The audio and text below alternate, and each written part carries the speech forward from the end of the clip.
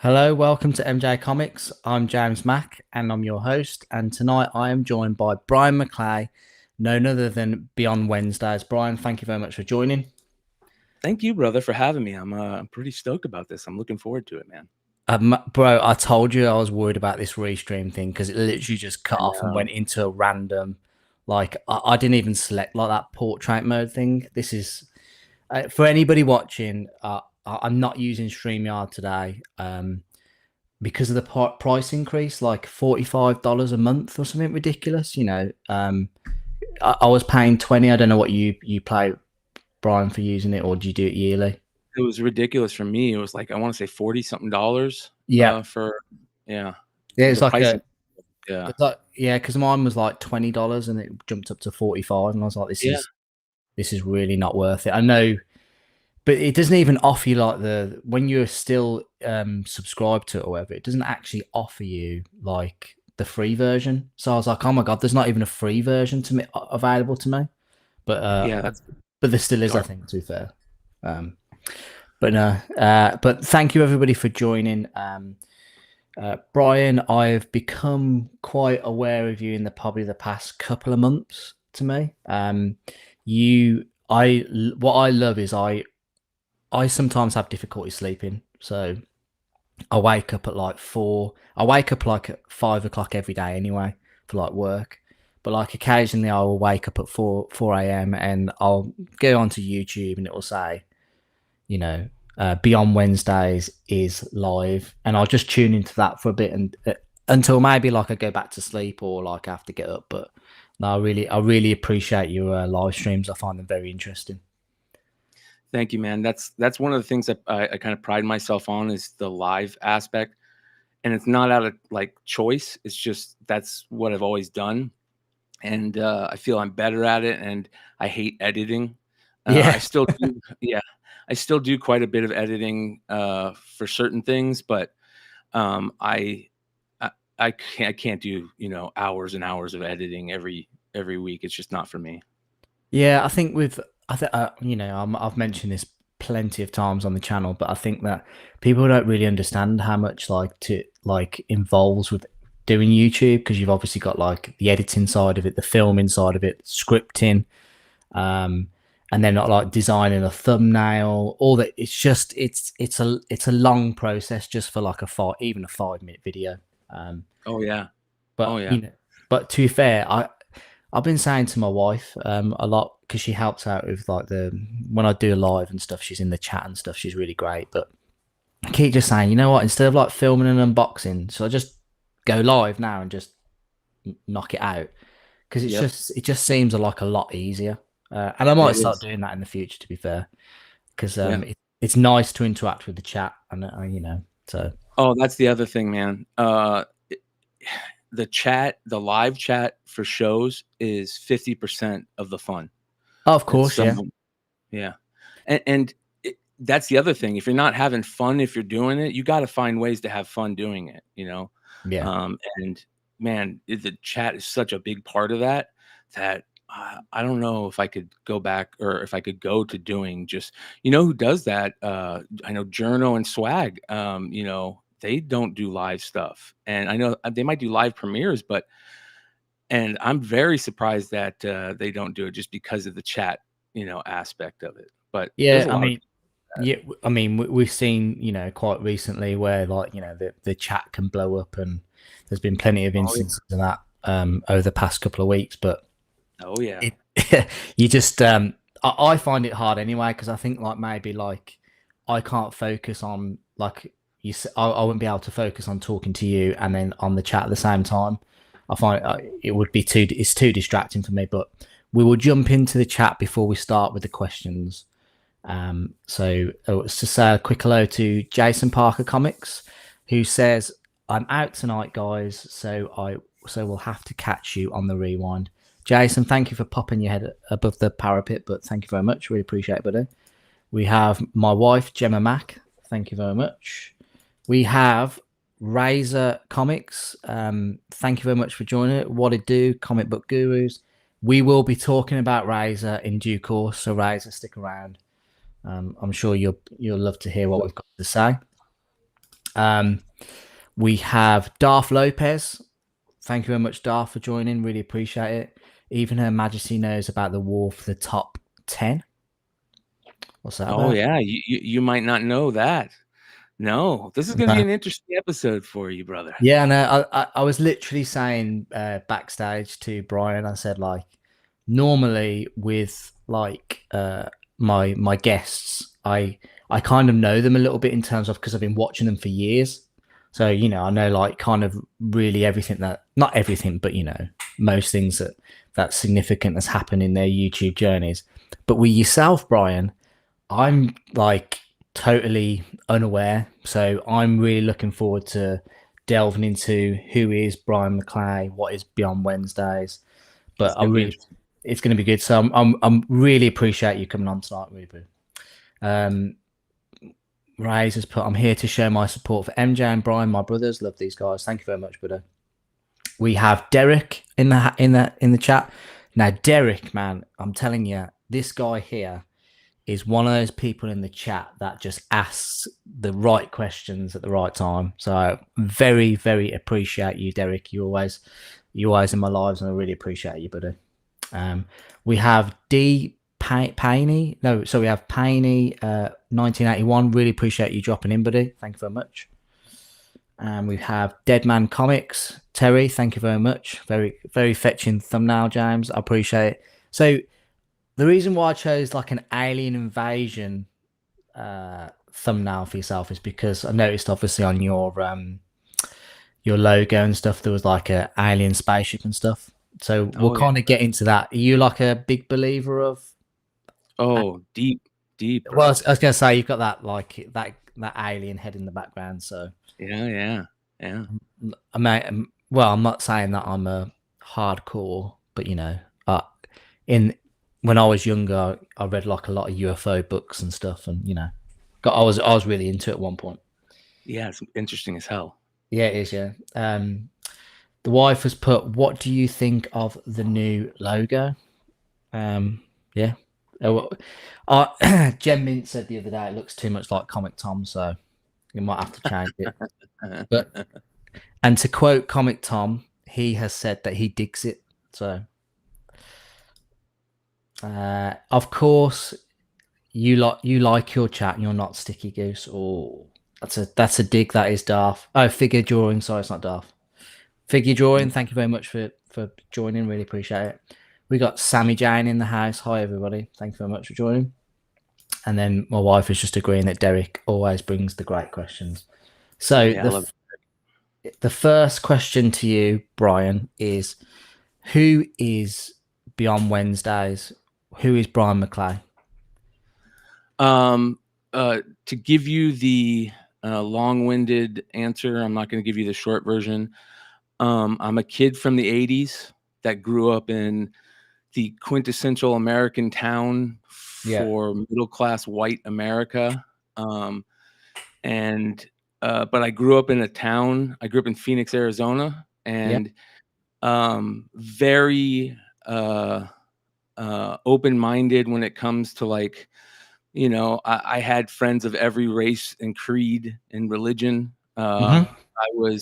I didn't know about racism until, elementary school. Later on in my life, I had no idea what any of that was. I grew up. I spent my summers with a Black American family that treated me like an extra child. So, like, I grew up in quintessential perfect place to grow up in America. It was Yeah. amazing. And during the 80s, which to me I think is the greatest time, because One of great decades. Yeah. yeah, it was before the internet. It was before, I spent my time out on the street. I would get home, throw my book bag in, head out, and I'd be in the desert or playing sports. We would get teams together from streets, and I mean, it was like a totally different world than it is now, and it was perfect. It was really good. Yeah, So I remember when I was growing up, and like I'd go out, and my mum wouldn't even know who I was. yeah, No mobile phone. Off on my BMX, probably like 2 or 3 miles away. yeah, exactly. Same type of thing, bro. Yeah. It was wonderful. It was a different world. But the crazy thing is even though you grow up in that perfect world, it doesn't mean that you're not exposed or open to, some of the tougher things in life that could happen. And I'm very open about my addiction. I hit high school, and I found opiates, and it turned into a 10-year plus heroin addiction, hardcore heroin addiction. Oh wow. Um, oh yeah, oh yeah, brother. But I was able to hide it pretty well, to a point. But yeah, man, I mean, it was bad. It was really bad, being on the streets at points, being around when you live in that life and you're hardcore in it, Yeah. it's a different world, and my parents didn't know how to handle something like that. By the time they found out, they don't know how to. My parents never touched a drug. And Yeah, yeah, yeah. Well, so, opiates are a big problem in that. Well, I don't know if it still is, to be fair, but I remember, I've oh seen yeah, stuff about it back in the days. It was really, really, really, really bad problem in America. yeah. The funny thing about it is I had about a 15-year head start. So I started in the mid '90s, Yeah. and and I found through that I found what is the epidemic of the early 2000s, OxyContin, Yep. and that turned into a heroin addiction, and I got clean, and all my friends who weren't using at the time I was Then started got off.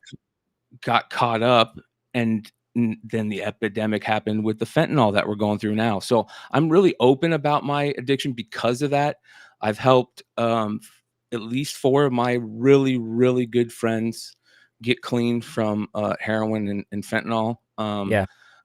I've That's been a big part of my life. But yeah, so that was my teenage years and my early 20s. When I got clean, I got really lucky, found a good job. I worked space and defense for 15 plus years. Oh, cool. Uh, yeah, ran an engineering test lab. I loved it. It was the best thing in the world. The epidemic happened, and that ended. And I said, "All right, I'm not going to go back. I don't want to go back to corporate America. It left a bad taste in my mouth at the end of my time there, and Yep. I I said, "I'm gonna get into comic books," and, it was So perfect timing, you know? yeah, so in a one, it's not directly after each other, but you know, some people would say that collecting in general is an addiction. Yes. So Oh, big time, brother. Boy, yeah, big time. But that addiction started early for me. yeah, Um, my mom was a big time collector. My mom collected Pez, old stuff from her nostalgic era, the 50s and the 60s, and, that kind of set something in me, I think, and I picked that up, and yeah, I've been a collector since I was, 9 years old, 8 years old, heavy, yeah. heavy. No, that's cool. Just quickly, there's just some relevant comments. So Darth Mhm. Lopez said, "A moment of silence for the addict and alcoholic who still suffers from recovery is possible." That is very true. You are a very good example of that, Brian, and for Amen. helping your friends out. I admire you for that, to be honest. Thank you, brother.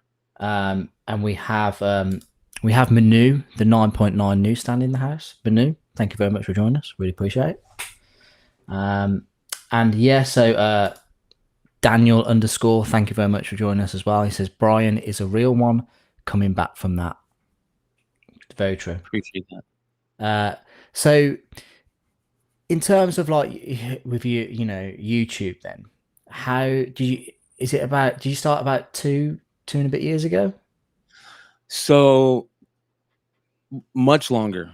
Um, Yeah, a lot of people that are longtime Beyond Wednesdays people know this, so they're gonna hear this again, but I love telling it. It's my favorite time in I mean, I love creating content right now. Right now is my favorite time creating content, but, Yeah. of the past, like, it's my favorite time. So, I got back into comics in the early 2010s, Yeah. and because of I'm at work and I'm spending time. I initially got back. I was a card collector as a kid. I got into Garbage Pail Kids, and then I got Yeah. into collecting baseball cards with my dad, and they were really great memories. So when I finally had some disposable income, I started buying like the cards I wanted as a kid, all the ones that I wanted as a kid. And I was also a comic collector as a kid. When Batman '89 came out, I was my first foray into comic books. I was at the comic book store the next day, and that all the collecting stopped. Obviously, when I became a hardcore drug addict. But every once in a while, I would, come up on some money, and I would head to the comic book store or to the, Yeah.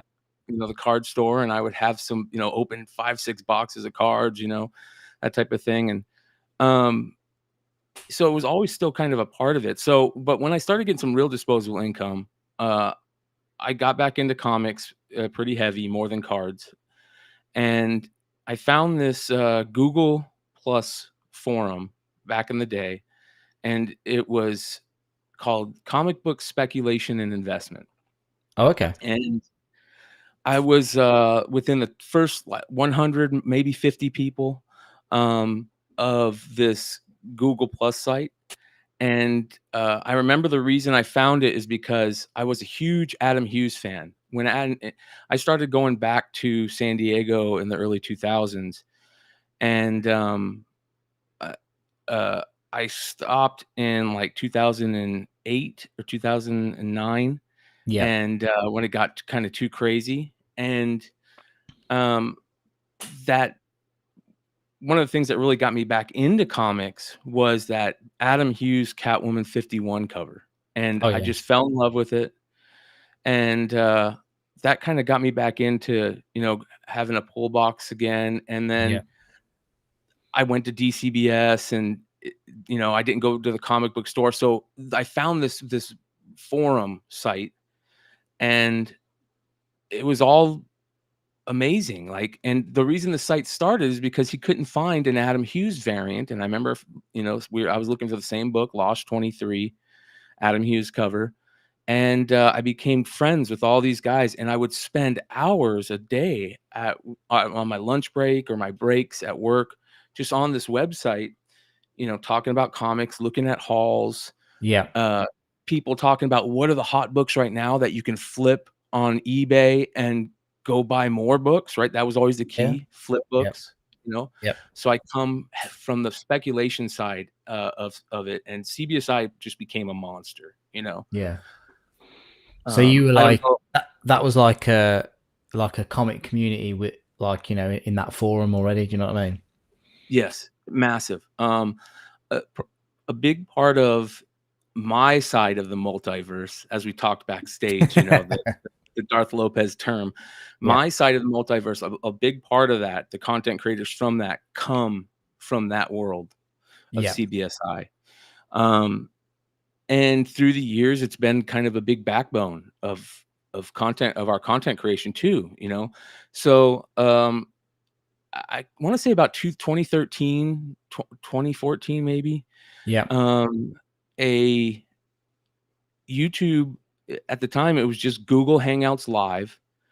Um, and it was, these 5 cats from the CBSI forum group, the guy who created it, my buddy Big Leg, Mighty Mel V, Jimmy Linguini, Coy, this guy named Coy, and it was an amazing comic book show, and I would listen to it every day at work. At some point, they moved over to videos, and Yeah. it became this YouTube show rather than just a listening podcast. Yes. So the Google Hangouts Plus, they were basically prior to when StreamYard came out, I'm guessing. That was the only option Mhm. for. Yes. Yeah. If you go back to that time period in like comic book YouTube, you'll see a lot of Google Hangout groups, and it just looks like a big black screen, and you'll see like however many boxes on the bottom of people that are in there, you know. Yeah.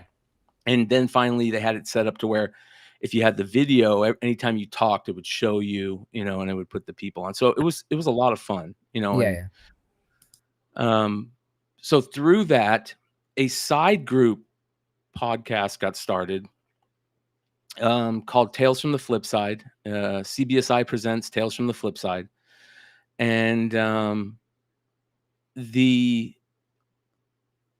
main part about that show wasn't necessarily speculating comics, even though that was a big part of it, but it was Yeah. also about, you know, talking about toys, you know, other collectibles, cards, uh, all kinds of collectibles, and we would, you know, we would just give people tips Yeah. on everything. This was probably, I don't know, 2016, 2017, maybe. Yeah. Uh, I'm thinking maybe around that time. And so I started like episode 6 of that show, and I've been doing it ever since. And Tales from the Flip Side, you know, was, I think there was kind of two halves of Yeah. the YouTube comic book creation world. And one half was like the comic core half, you know, like the guys from Comic Core, um, you know, TiVo and the Lords of the Long Box crew. Yep. Um, you know, there's that side, and then there was the CBSI side, um, which was, you know, us. And it was very interesting time, man. It was a lot of fun, and we created a lot of content. Um, you know, thousands of shows. Yep. At one point during the pandemic, we had a show every day of the week, and sometimes multiple shows on some days. And, you know, 40 people, you know, creating content at this.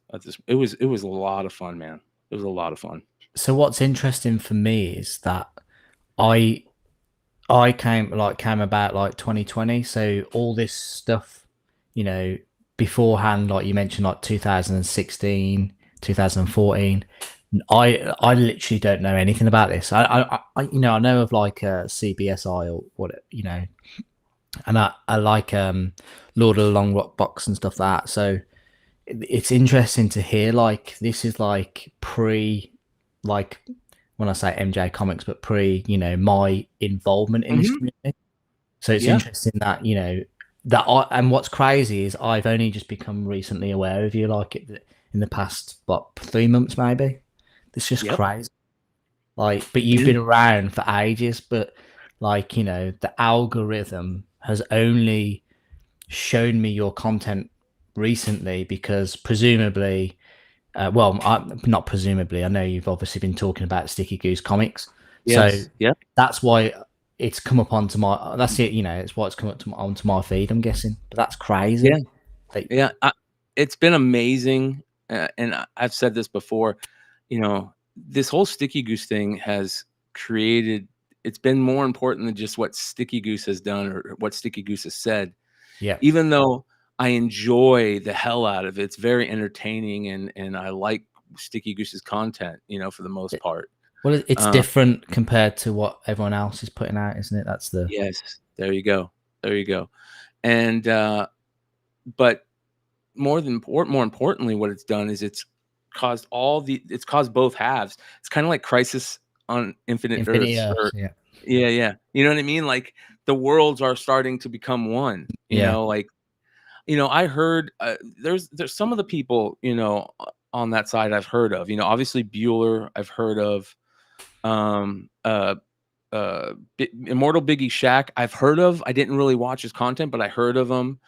Um, you know, and there was a couple people that, you know, I heard, but for the most part, everybody's new over there. And I'm like you, I've jumped in, dude. I've jumped Yeah. into this new content, and like you, whenever you're up and you know you want to throw something on, I'm the same way. Whenever I'm editing late at night, or I'm, you know, getting a show ready, or I'm putting stuff up for a sale or putting stuff on my eBay store, I'll look for live stuff, Yeah. And whatever's live, I just tune in and I love it. And It's what I fun. think what's brilliant about like the live shows in these communities, you don't necessarily have to be watching. Like a lot of the times, I've just got them on in my AirPods, and I'm Oh just yeah, listening. Whether I'm either I'm working, or I'm just pottering about the house, just listening to people talk. Oh, that's the 100%. interesting part of it. I agree. I agree. Yeah. But yeah, so your channel then, one of your first, well, what I could find from your first video is you did a live show, I believe, Hmm. and this was, I Yeah, think yeah, this was like February 2022. Like, yeah, yeah. 16th So of Feb. yeah. So what's interesting in this, and this is you're going to kind of get into two main moments in my content creation are what happened at that time period at Tales from the Flip Side. There was a Yeah, falling out at Tales from the Flip Side, and I'm still good friends with everybody over there. There was one character over there that me and him just we got along really good in the beginning, and I've learned over the years that there's a certain I don't know if the word is archetype, but there's a certain type of personality yeah, that I don't mesh with well, and that's that kind of like person who kind of acts really tough and stuff, and it's fake. It's like a fake bravado, yeah, and they're like a fake alpha, but at the same time they're very petty. Um, that type of person, I just there's always a falling out there with me. So I've learned to kind of keep myself away from those people as soon as I figure that out. But yeah, there was a guy over there that we were really good friends, and some things went down that I didn't agree with, yeah. and we kind of had a little bit of an argument, and that argument turned into like him throwing shots at me, Uh, on shows and on a channel that I'm not going to say I was running, but for the most part, I You're was heavily doing involved in it. I was doing all the production work for every show I was on, doing all the and when I say shows, I'm talking about, like 5 shows a week, man. You know what I Oh, mean? Like, it's like yeah, a yeah. job, that is. Yeah, it was, and I wasn't working. I was selling things on eBay, and I had a ton of money saved up that I lived off of for a while. It was the pandemic. I was getting the government check, Stimulus, yeah, yeah, stimulus check, yeah. So it was very easy to do that, but uh, I kind of felt like I and one of the biggest pieces of advice that I always gave anybody that came over to Flipside um, and started content there, I would say, listen, if you don't have a channel, start one, right? Because you want something that you can always fall back onto if something changes.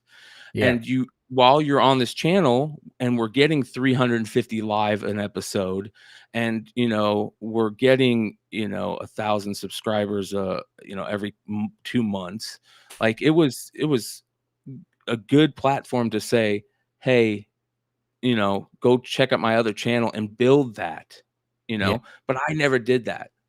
And I should have took my own advice, and there, that falling out happened. So I said, you know what, you guys, I love you guys. I don't like him. I'm out. I anything you guys need. Well, at first it was a little weird, Yeah, but I told those guys still, hey, I love you. Just give me some time type deal. And I'm still great friends with them. The guy who I had a falling out with kind of ghosted him, and yeah, it turned, so it was a bummer for that, for Flipside and those guys and me, because I really had fun creating content over there. So, anyways, I started Beyond Wednesdays, um, and at the same time, this all going on, brother. You know, I also helped start the House of Stein channel, which who was the original CBSI Hot 10 show. yeah, Sorry, he wrote the CBSI Hot 10 list, okay, for yeah, 9 years. And it's the list that was sent to Comic Tom when Comic Tom got his start, and Comic Tom, was like, less than 1,000 subs, yep, and he started doing the CBSI Hot 10 list, which is Steineger's list. there was a falling out over that between Tom and the guy who bought CBSI. And that ended up us Stein just doing his own show, Yeah. and I produced it and hosted it. And so when the falling out happened and I left, he decided he was gonna start his own channel. It was just smarter for him. Yeah. And that's what we did. And I've also been doing that every week as well. So it's been really good since that time period of that first live video Yeah. that Yeah. I was at my local comic shop Yeah. and going through a collection that had come in, that type of Yeah. thing. No, that's awesome. And one of your videos that you put out early on as well was let me just get it up, is you had like this live, and you have like quite a few like very well known YouTubers on there. So you had like Swag on it, you had Journo, you had Ryan from MJ Comix, and you had Como Comics as well. Like, Yeah. really like So big channels. My apologies for I don't think I said who Newbie is, but my apologies for not knowing who that is. But that could be somebody. Yeah. Yeah. But yeah, So this I think was a swag episode that we kind of did together, and this is the first time I met Automatic Comics and Como Comics. yeah, I know Journo and Newbie very well, and I know Swag very well. So it was a really good episode, and I was lucky because of Tales from the Flip Side. When I made the jump and started my channel, I had these relationships. yeah, And I also had friends who were really good at creating content or being on camera and making the show entertaining and helping me, you know, being able that's very important in a live show, is to have people that you work well with, that you can play off of, and it doesn't feel kind of awkward. And so the channel started off like a rocket, kind of in the being good content, yeah.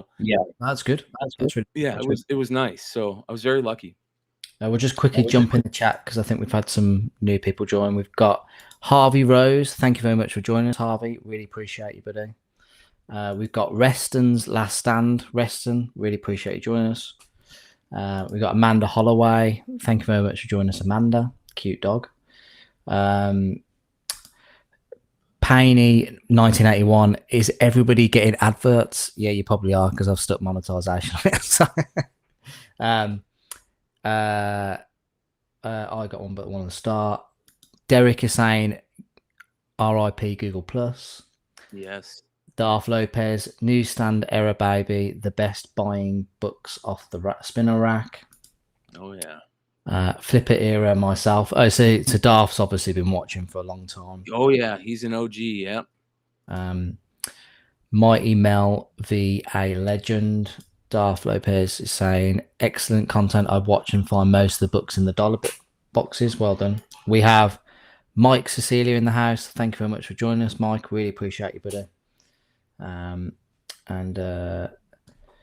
Let's go through to see. The Goose opened up the multiverse. Yeah, we will get into that. Promise you. Just see if anyone else has joined. Sticky Goose is back making videos. I don't know if you've caught any of his latest ones. I haven't caught the latest one, but I caught the first two that he did back, and I find it very interesting. Yeah, it's almost like I don't know whether or not he's doing it to basically, because it's not getting the same views as what his normal videos were getting. Yeah, so, of course not. I'm not sure if he's trying to do it to prove a point in terms of, well, you want me to only make comic related content. Here's the comic related content, but nobody's watching it. We'll see. We'll see. We will see. Yeah. So we have angry straight white male. Really appreciate you joining us. Biggie is trash. Biggie got me banned from Comic Journey channel. Okay. Oh God.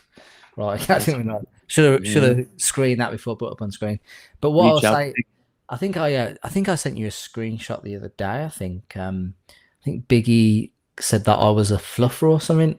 Yes, yes, that yes. made that made me laugh. That did. Yeah, yeah. So I'm not the type of person that gets like offended. I just take everything as Well, it's all good fun. also, it's hard to take everything as offensive.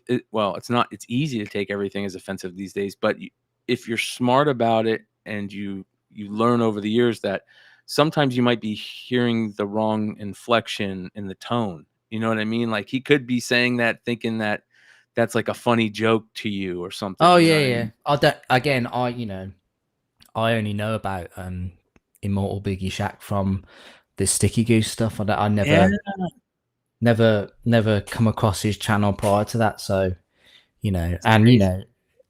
in some extent, I did have Comic Tom on my channel the night before that infamous live. So Which was sick. yeah, so I kind of probably did fluff Tom for that that for the next day.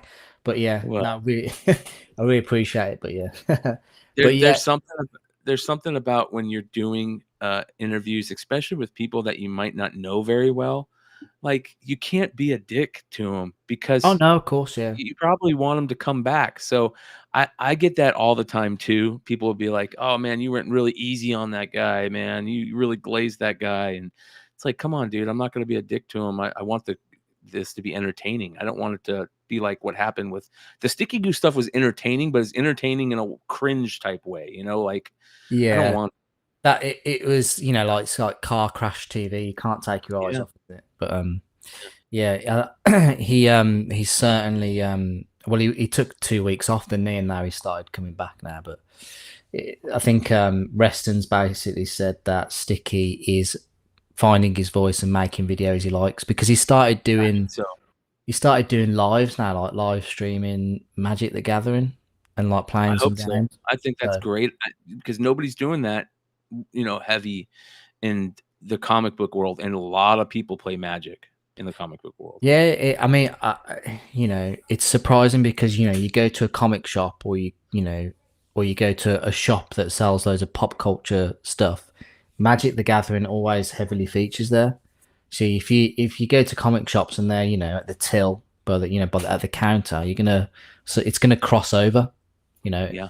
And I think I'm pretty sure that there's gonna be like a Spider-Man Magic the Gathering. Yes, they're doing a Marvel, Magic the Gathering set. And so it's gonna have, like, the same play style as Magic the Gathering, but with Marvel characters, which, one of my co-hosts, Big Clutch, and good friends, um, he, is a big Magic guy, and Yeah, when he told me about this, I told him, I go, "Dude, I'll learn how to play this if you wanna play this game, like, if we get other people, I'll play it, if we can play it online from other places, I don't have to be there to play, I'm down to try it, It looks yeah. fun. Why not?" What I gotta admit from watching Sticky Goose live with him playing it, it does look kind of complicated to me, but Yeah. it does look interesting. But Mike Cecilia said that Sticky did an Overwatch stream last night. It was chill, and to be fair, like I watch a lot of Gem Mint Collectibles live gaming streams, and it's just like super easy just to listen and chill back and what because it's a nice way to engage in the chat with your like community. So he just answers questions. People put questions to him, and it's a really good Yes. interaction. I think. Yeah. Do you play many games or? All right. So I don't play many games. I played zero now. Well, sorry, I shouldn't say that. I'll play. I bought a Nintendo Switch and I'll play old uh Legend of Zelda games. Like right now, I'm playing the Game Boy. Not A Link to the Past, but when is it? It's like A Link to the Past, but it's on Game Boy. I forget which one that one's called. So I'm playing that, but I play it like once a week, for a couple, an hour or so. And so it's not really heavy. But let me tell you something, man. I was big into Golden Eye when Golden Eye was out. Oh We yeah, the played that N64. every day. I've got my Yeah. N64 just there. Yeah, we played that and 1080 every day for hours, you Oh, know? And then after that, I kinda quit playing video games for a long period, and then I got into my best friend and roommate at the time said, "Hey, I'm gonna try and start playing this game, World of Warcraft." My buddy at work said it's fun, oh yeah, and yeah. so he goes, "Jump in there with me, and just try it out." And I'm like, "Okay." And the funny thing is I'm the one that got Addicted. really addicted to it, and he quit playing it. So I played that very heavy for the first 3 expansions, Yeah. um, and then, I stopped during Pandaria, I think, and, that game to me still to this day is the best game ever created in my opinion. The social aspect of it is amazing. The gameplay is great. The working together as a team to try and stop something and having to figure things out, and you Yeah. know it's so fun to play, Was but it? it takes a lot of your time. Yeah, I was gonna say I remember distinctly. There was a guy at college who, we were like, "Oh god, he plays World of Warcraft. What a geek," Yeah, And yeah, he used to come in every morning, and he'd be like, his eyes would be like completely bagged, and like he'd be like, "I've only slept for like an hour," and yeah. like he'd be falling asleep at his desk, and he'd be all his mind was thinking when he was next gonna go on to World of Warcraft. Oh yeah, man. I would drive home from work and jump on immediately. You know what I mean? I'd be like, "Oh, sweet," it was crazy game, man. Was World of Warcraft that meme with that Leroy Jenkins? 100%. Yeah, Oh man, yeah, that is so funny. That video is. Absolutely love that. yeah, yeah. That game was a lot of fun. That game to me was kind of like what content creation is now. It's kind of a social thing, Yeah, if you do it with, especially if you do it with a lot of people on a regular basis, like I do. It's become like my social and my hobby and a big part of my social output in life. So it's very interesting how that played out. yeah, it is.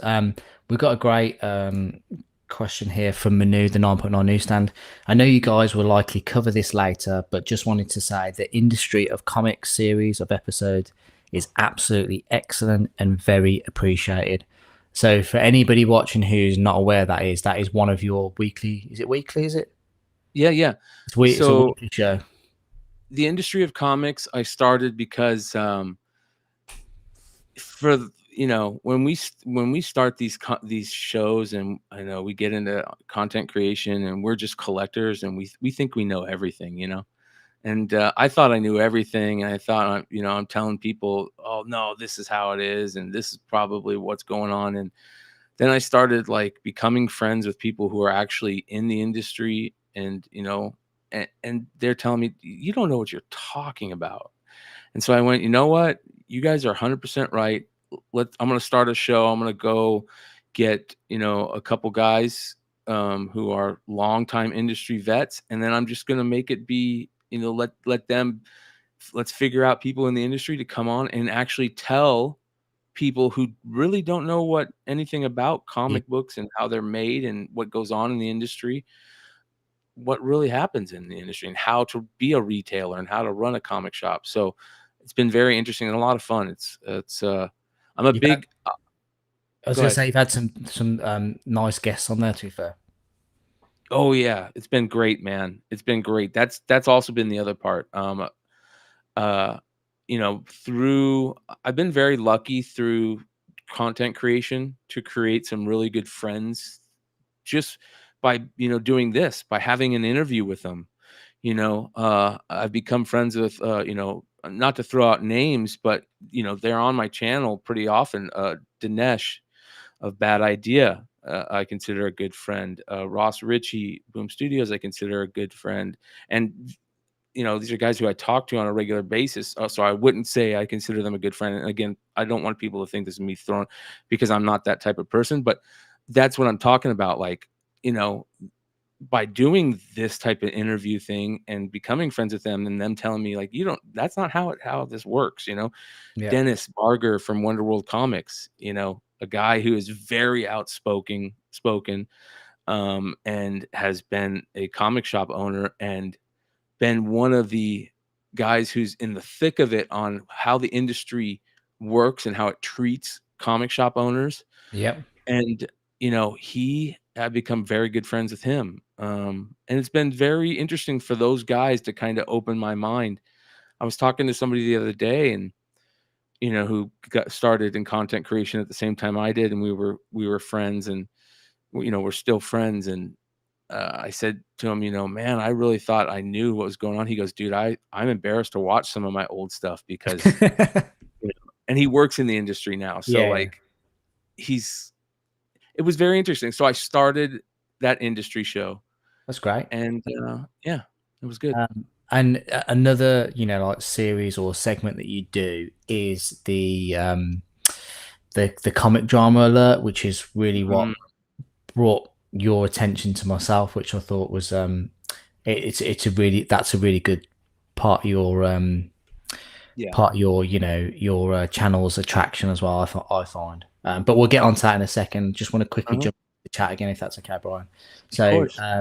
Jimmy Hayes has said, I think Sticky is misunderstood. Honestly, I think I think a lot. I think a lot of his stuff is. I think people don't understand satire. Yep. Um, whereas in a lot of you'll probably find um, like a lot of us British who watch him quite find some of the stuff quite entertaining. Whereas I don't know what I don't know whether it lands as the same with you Americans or I feel the same way you do. yeah. Yeah. But it's just it's one of the things. He's also said, Jimmy Hayes has said, nah, you're completely wrong. If Sticky held his ground more, the conversation right now would be how Tom got exposed for certain practices and painted in a negative light. Tom just won the day. I have heard a lot of people basically say that uh, people were just looking for a champion, and in that chat, I think CJ said that Comic Journey, but I think and that Sticky Goose Daniel will admit to this that he didn't prepare. He wasn't really prepared for it as much as and I think sometimes as well, and I think if you've got something that you need to talk about, if you come across slightly aggressive or in your face, it doesn't bode well with people watching.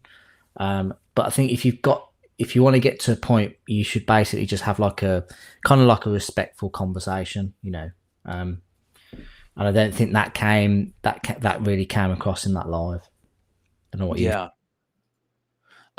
Okay. So I here's what I think about this. You want to get into the Sticky Goose situation? You want to get into that? You can do it. To All be right. fair, it's not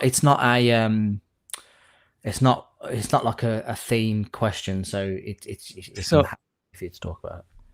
So my whole thought process on that whole thing is, and I can try to be quick about it. Yeah. I agree with you on how I saw Sticky Goose. I have known about Sticky Goose ever since the strap-on event happened, the Yep. famous strap-on event, and I loved how he handled that. His humor was the satire was so ripe and it was so good and I loved it. And the strap-on situation was one of the very first drama alert segment stories, right? So I Yeah. started the drama alert segment Whoa, whoa, because whoa. Okay. okay, Whoa. I will stop you okay, there because okay, what that is my next question. So I was kind of leaning into that. What is the comic drama perfect. alert? So Okay, go for it, perfect. Brian. Go for it. So I started the comic drama alert segment because when you're doing content and especially the content that I create, I'm honest to a fault, man. And listen, we all, especially as males, sometimes we get angry over things, and It's how you react to those things, but I don't care who you are. Every once in a while, you need to pop off at something, and it's just gonna happen. And it's not a good thing, but it's gonna happen. And it's how many times you allow that to happen, and how long you allow those things to affect you. And these are my opinions. And I'm very honest because of my background, with addiction. I told myself that I lied to everybody in the world for a long time in my life. Yeah. Not to the point to where, like, I was known as this liar and I couldn't give it, to the point where I was good at it, to my parents, to friends telling them I wasn't getting high, that type of stuff. And when I got sober, I told myself I'm not going to lie anymore. And the main reason why is because when you lie like that, and you have to keep these stories going for a long period of time, it's hard to remember all your lies. Yeah. Yeah. And that sucks when you have to keep thinking about that. And I said, I'm never going to do that. So I'm going to be honest to a fault. And, it's one of my things that's kind of helped me with that. And like I said, it can be a fault to me, but it's also, it's just the way it is. So, uh, whenever something would go on in the comic book community, I would get notified of it. Right. Yeah. And people would send me stuff on, live. Did you hear about this? Did you hear about this? So it gets to a point where if I'm going to talk about it, I'm going to just create a segment out of it. Right. And at the same time, I'm going to try and do it in a respectful manner, the Yeah. best way I can.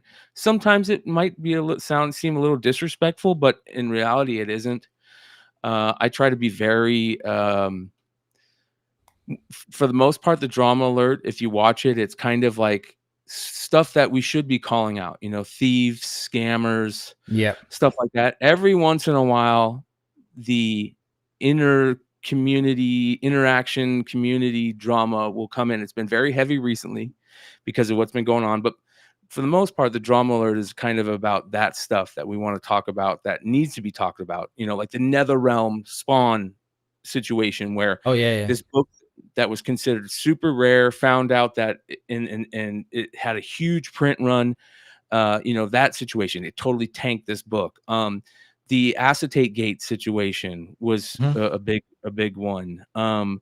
Everything that kind of would go on in the world of selling comics, stuff would pop up, and you got to talk about it. Epic Nation is a big one. Yeah.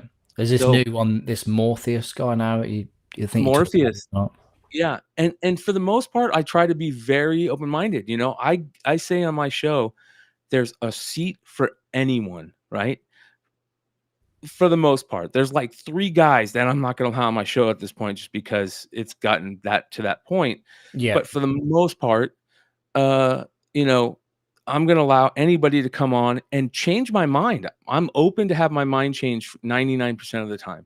Yeah. And, so anyways, I started the drama alert segment for that. And, I one of the first things I did was the storyline about Sticky Goose and the strap on, right? Yeah. And I remember Sticky was actually in the chat. I might have used him on the thumbnail, so he was, and he got very mad because I was efapping his video, Oh yeah. Yeah. Uh, Yeah. yeah. And for those of you guys that don't know that term, it sounds kind of nasty, It right? sounds a bit. Yeah. It's not. Which is kind of, it means every frame a pause, which, Yeah. so, you're just watching a video and you're kind of talking about and commentating on it. It's a big part of content creation on YouTube right now. It's a big meta. So, we were talking about it, and man, he did not like that I was doing that. And I basically told him in the live chat, I said, listen, man, I'm not doing this to steal your content or to take shots at you. I actually like what you're doing. But if you want to be a dick about it, Yeah.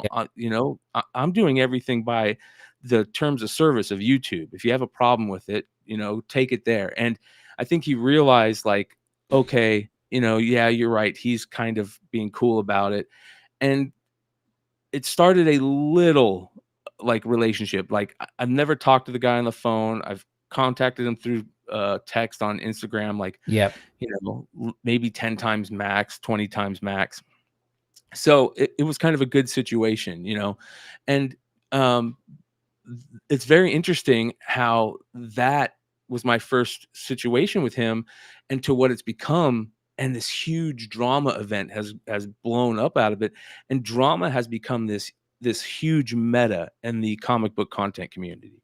Yeah, yeah. It It's it gets everyone's it perks everyone's ears because it's like, oh, you're talking about the latest Peach Momoko book. Okay, yeah, yeah, yeah, yeah, okay, well, and yeah, yeah, sport, drama. What? What'd you say? What are you talking yeah, about? Like, yeah. it's one of those things that people like to. People probably be ashamed to admit it, but I think that it's one of those things that it's like gossip, isn't it? People Mhm. like, oh, have you heard about this? No, I've not. And like people like lean in, like, oh, but it's one of those things, I suppose. It's something that is part of the human condition. We we we a lot of us like to hear about that stuff, and I think most of us, for a little bit, like to hear about it, but some of us are like, I'd rather just not know because I know where this can lead. And those are the really smart guy. I call those guys the Jedis, right? You know what I mean? Like, Comic Tom is a Jedi, and he is very good at not responding to people taking shots at him. Yeah. Swag's the same way. These guys that are very good at just letting it bounce off and on to the next, and just keep the status quo. And I respect the hell out of those guys because, man, that is hard to do. It is really hard to do. And you know, Yeah. I was gonna say, I think one of the things to have come from this weekend was New York Comic Con has happened this weekend, and there has been rumors that the Peach Momoko. I don't know. yeah, I think you mentioned it on your live last night. Did you? yeah, yeah. It was very. So when I first heard about it, so I've been so busy this week with other things that I hadn't really done my ear to the train tracks type thing with the New York Comic Con. So during my show, I was like, okay, we're gonna go through this together. And Yeah. I started kind of going through Bleeding Cool, and I saw the Peach Momoko thing, and I thought she was there. And so my first thought process is, holy shit, you idiots, if you did this in front of her, she's not going to come back to another con. Yeah. This is like the third time this has happened. It's caused her to be very standoffish with people, like, and it rightfully, like, kind of like, she's a very, like, you know kind of shy person, I imagine. And Yeah. she's kind of afraid of this, and I understand that. It's very, 97% male. You have these Dominate. guys Yeah. fighting. Yeah, it's freaking weird. And so I'm thinking to myself, man, comic fans just caused us to probably lose the ability to see her at cons. And let's be honest, you know, she can make really good money doing art elsewhere. She doesn't necessarily have to do Oh, she doesn't have to American do in comic comic books. books. Yeah. 100%. Yeah. And No, so, I was gonna say is that I actually tuned into Comic Tom's Whatnot stream earlier, and he effectively just said, "Oh, for anybody talking about, who's going to be talking about this Peach Momoko event that didn't happen over the weekend, I can tell you wholeheartedly now the truth. She wasn't even there. You know, like there's no substance to this yeah. make believe event." So I was like, okay. I said, I said, Tom, I'm going to quote you on this later when I'm talking to Brian from Beyond Wednesday. So Well, here's what's very interesting. So, I, during the show, I saw people told me that Peach wasn't there, and I woke up this morning and did see a post from Hell Destroyer Comics that said, "Yeah, this didn't happen." But yeah, I had people on the channel that were there and said that, yeah, there was an event, a fight that happened. I don't yeah. know if punches were necessarily thrown, but maybe it was pushing and throwing people. I don't. Who knows? But it was big enough to where people said that they saw it. So I don't know yet. I would take the word from the people that were there, for sure. So we'll see what happens if more people come out for it. But it sounds like it wasn't as big as Rich at Bleeding Cool made it out to be. I think he used the term punches thrown, Yeah. and he's reporting from not being there most likely. So he's like us. He's probably hearing something and he's just going with it. But here's the thing. I didn't think that it was beyond happening. You know what I mean? Like when I heard about it, I'm like, okay, I'm not surprised. Am I surprised? No. No, It's happened twice before. it's not unbelievable, to be fair. Hmm. Um, Yes, but yes. I'll just And quickly. Oh, go on. Sorry. real quick, when what's funny is I think the New York Comic Con was a place where a lot of people actually, it showed a lot of people how the comic market might be, the comic book community, not community, the comic book world might be bouncing back a little bit, and not necessarily in secondary prices, but the excitement over comic books, over stories in comic books and Yeah. comic book creations. And so they wanted to kind of stay away from this whole drama thing that was kind of carrying over people. A matter of fact, I even got calls from people who were at New York Comic Con that were friends that said, dude, you need to stop this drama thing.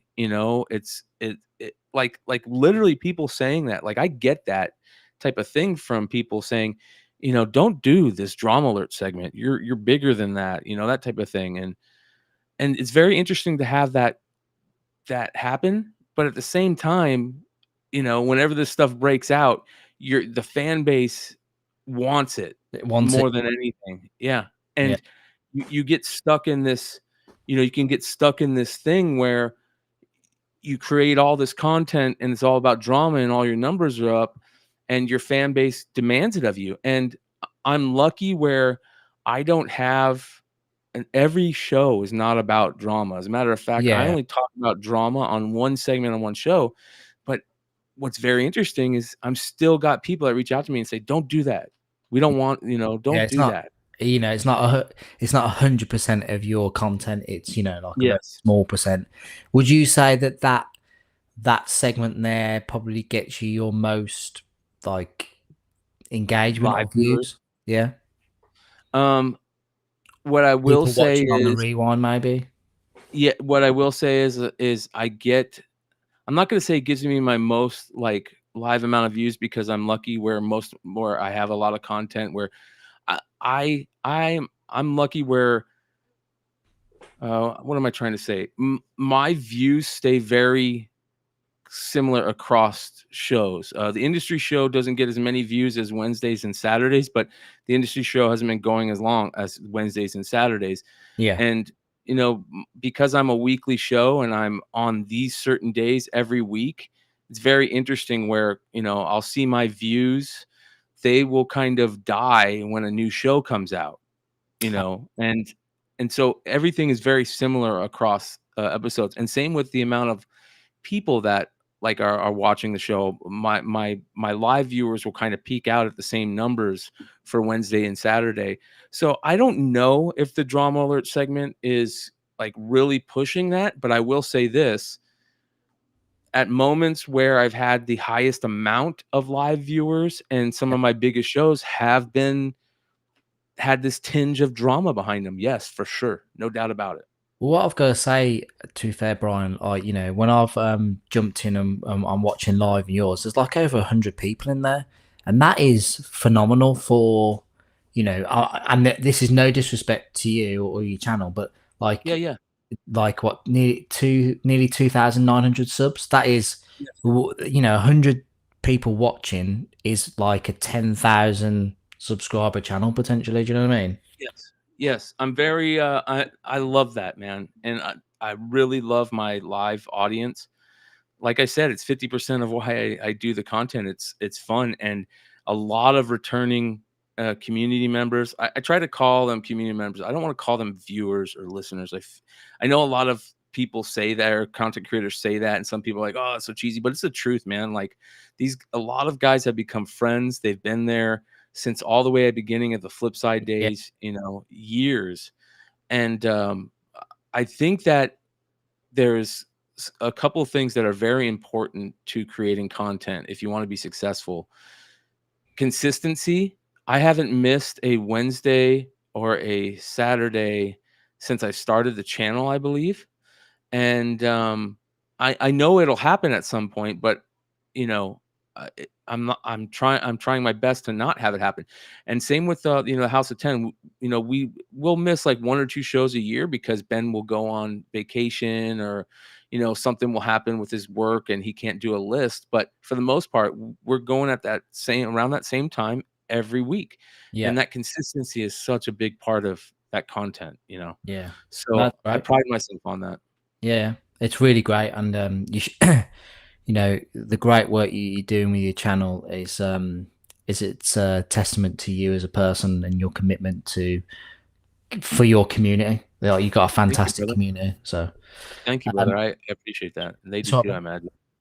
speaking of great members of the community, we have Fuzzy in the chat. He's awesome. Thank you very much, Fuzzy, for joining. Um, Manu has said that a friend is sending me the promo Magic Marvel card, so he's excited to have them. There we Wow, go. that's pretty cool. Yep. Um, and then Fuzzy has said, "Dang, James looking on fleek." What does fleek mean? You're looking good, brother. Looking Oh, well, good. cool. Yeah, I'll take that. Thanks, Fuzzy. Oh, James, you bad boy. Oh, nice one. Um, Mike Cecilia, Link, Link Away. Link's Awakening. Yeah, Yes, that is the name, I think, of the Game Boy game, right? Yeah. yeah. Link to the Past is the Super NES one, which, by the way, is the second greatest video game ever made, in my opinion. I've got a box version down there. It's awesome. Yep. Final Fantasy 7 was the RPG of a lifetime. Definitely wrestling. It's a great game. We need a casual running the fingers through the hair, James. You can have that if you want. Let's play FIFA, MJ. I'll tell you, FIFA. I get so angry playing that game. I don't know if you're into sports games, but like, Oh, dude. I used to play the FIFA game pretty heavy back in the early 2000s. oh mate, they're great games. Absolutely great. Yeah. I don't like what the direction it's gone in at the moment. It's like it's not even FIFA anymore. It's called like EA FC or something. It's nothing. But yeah, Fuzzy's asking for recommendations for games. Steve and Spock, thank you very much for joining us. Really appreciate you, buddy. Derek is saying Leroy Jenkins. What a video that was. Yeah. Daniel saying that James abuses the lob through pass on FIFA. Manu, you're such a good commenter, man. Always able to generate a conversation. Jealous. Yep, he definitely is. I really appreciate Manu in the chat because I know he's like a super busy guy, and it's cool that he's watching. Beyond, are there any comics out right now that you would recommend that are new or somewhat new storylines? Oh, yeah. My favorite comic of the year so far is the Doom one shot. I think it's probably one of the best comics I've read in years. Is that the one that's in the comic trading packs? Yep. And and then the Energon universe is fantastic. It is just unreal, right? Storytelling, writing. I'm a big fan of GI Joe. That's GI Joe is my nostalgia, candy, right? It's GI Joe, Garbage Pail Kids. Those are my. If you talk about those, I'm loving your channel. Like Yeah. I get excited. So the Energon universe is amazing, and Joshua Williamson is probably my favorite writer of the year so far because of it. I love the Geiger universe. Everything that Jeff Johns is doing for Ghost Yeah, Machine is a 10. here. Yeah, I'm hearing really good things about that. The world building going on in that is because there's a couple of series out that they're all hinting at each other, isn't there? Yep. There's like 4 or 5 series now. I want to say maybe 6 because they added Hyde Street one more. And then definitely, oh man, I just spaced on it. Oh, Absolute Batman Absolute Batman. Yeah, I read that the other day. That's a nice story. Good. Yeah. I didn't. Yeah, I did. The only thing that I thought that was potentially an issue with it is that Batman, Bruce Wayne has huge legs, like, and I feel like that makes him very identifiable. Like, Yeah, if you saw Bruce Wayne, you think, "Gosh, look at this! He's got like tree trunks for legs, hasn't he?" And then when yeah, you he's see Batman, you're massive. like, those legs look pretty similar." Because that's the Yeah, only, like, he's like a broader Batman, isn't he? To be fair. yeah, big Uh, time. That's a big part of the storyline. Alfred's bike got stolen, didn't it, in the first issue? That's not the bike that Batman has, is it? I believe so. Oh, is I that? Oh, believe cool. that's who stole his bike. Yeah. That's quality. That's absolutely quality. Yeah, I could be wrong about that, but that's how I read it. Yeah, Because that's what I couldn't see a direct correlation to it, but that's how I assumed it would probably be how he got yeah, that bike. But yep. that's pretty cool. It's very Oh interesting. yeah, It's a different spin. oh Um, yeah. so Darth Lopez has said, MJ, will you address losing the wrench? Lol. Yeah, I can talk about that. So today, Sticky Goose was live, and I noticed that I no longer had a blue wrench on his channel. And he was like, "Yeah," and I was like, "Oh," I was just like, "Oh, I've noticed that my blue wrench has gone." And he's like, "Yeah, you lost that after the Comic Tom thing because everybody lost their blue wrenches because you didn't do enough to help me." And I was like, "Oh, okay," which is fair enough. So, Yeah, but I don't know. I'll be honest, man. I never understood the thing about behind how important a monitor, moderate. a moderator. I like until this whole sticky goose thing and seeing kind of how some people really cherish that in big ways and how I think Biggie Shaq kind of did a thing talking about how he lost one and it kind of really affected him. And I never saw it that way. So it's very interesting to me. Yeah, and to be fair, like, for me, I was watching that in bed, like at like 3 in the morning, and I was watching it on my phone. It's very difficult. There's like 350 people watching it. Yeah. Like, that's the And the truth going, most. It was like, that was the most I ever, But yeah, no, I can understand. He probably feels like I didn't do enough, but that I tried my best, but yeah, well. cheesy. uh, good question, Dar. Thank you for that chat. Reston has said, stay true to your channels and your beliefs. Keep distance from the sellout YouTubers. They may compliment you, but their agendas are selfish ones. Not quite sure who Reston's on about there, but appreciate you looking out for us, bud. Um, Fuzzy saying, congrats on getting sober. 100% Oh, honest, thank dude. you. Yeah, Uh, yeah. It's tough. the war of the But top 10.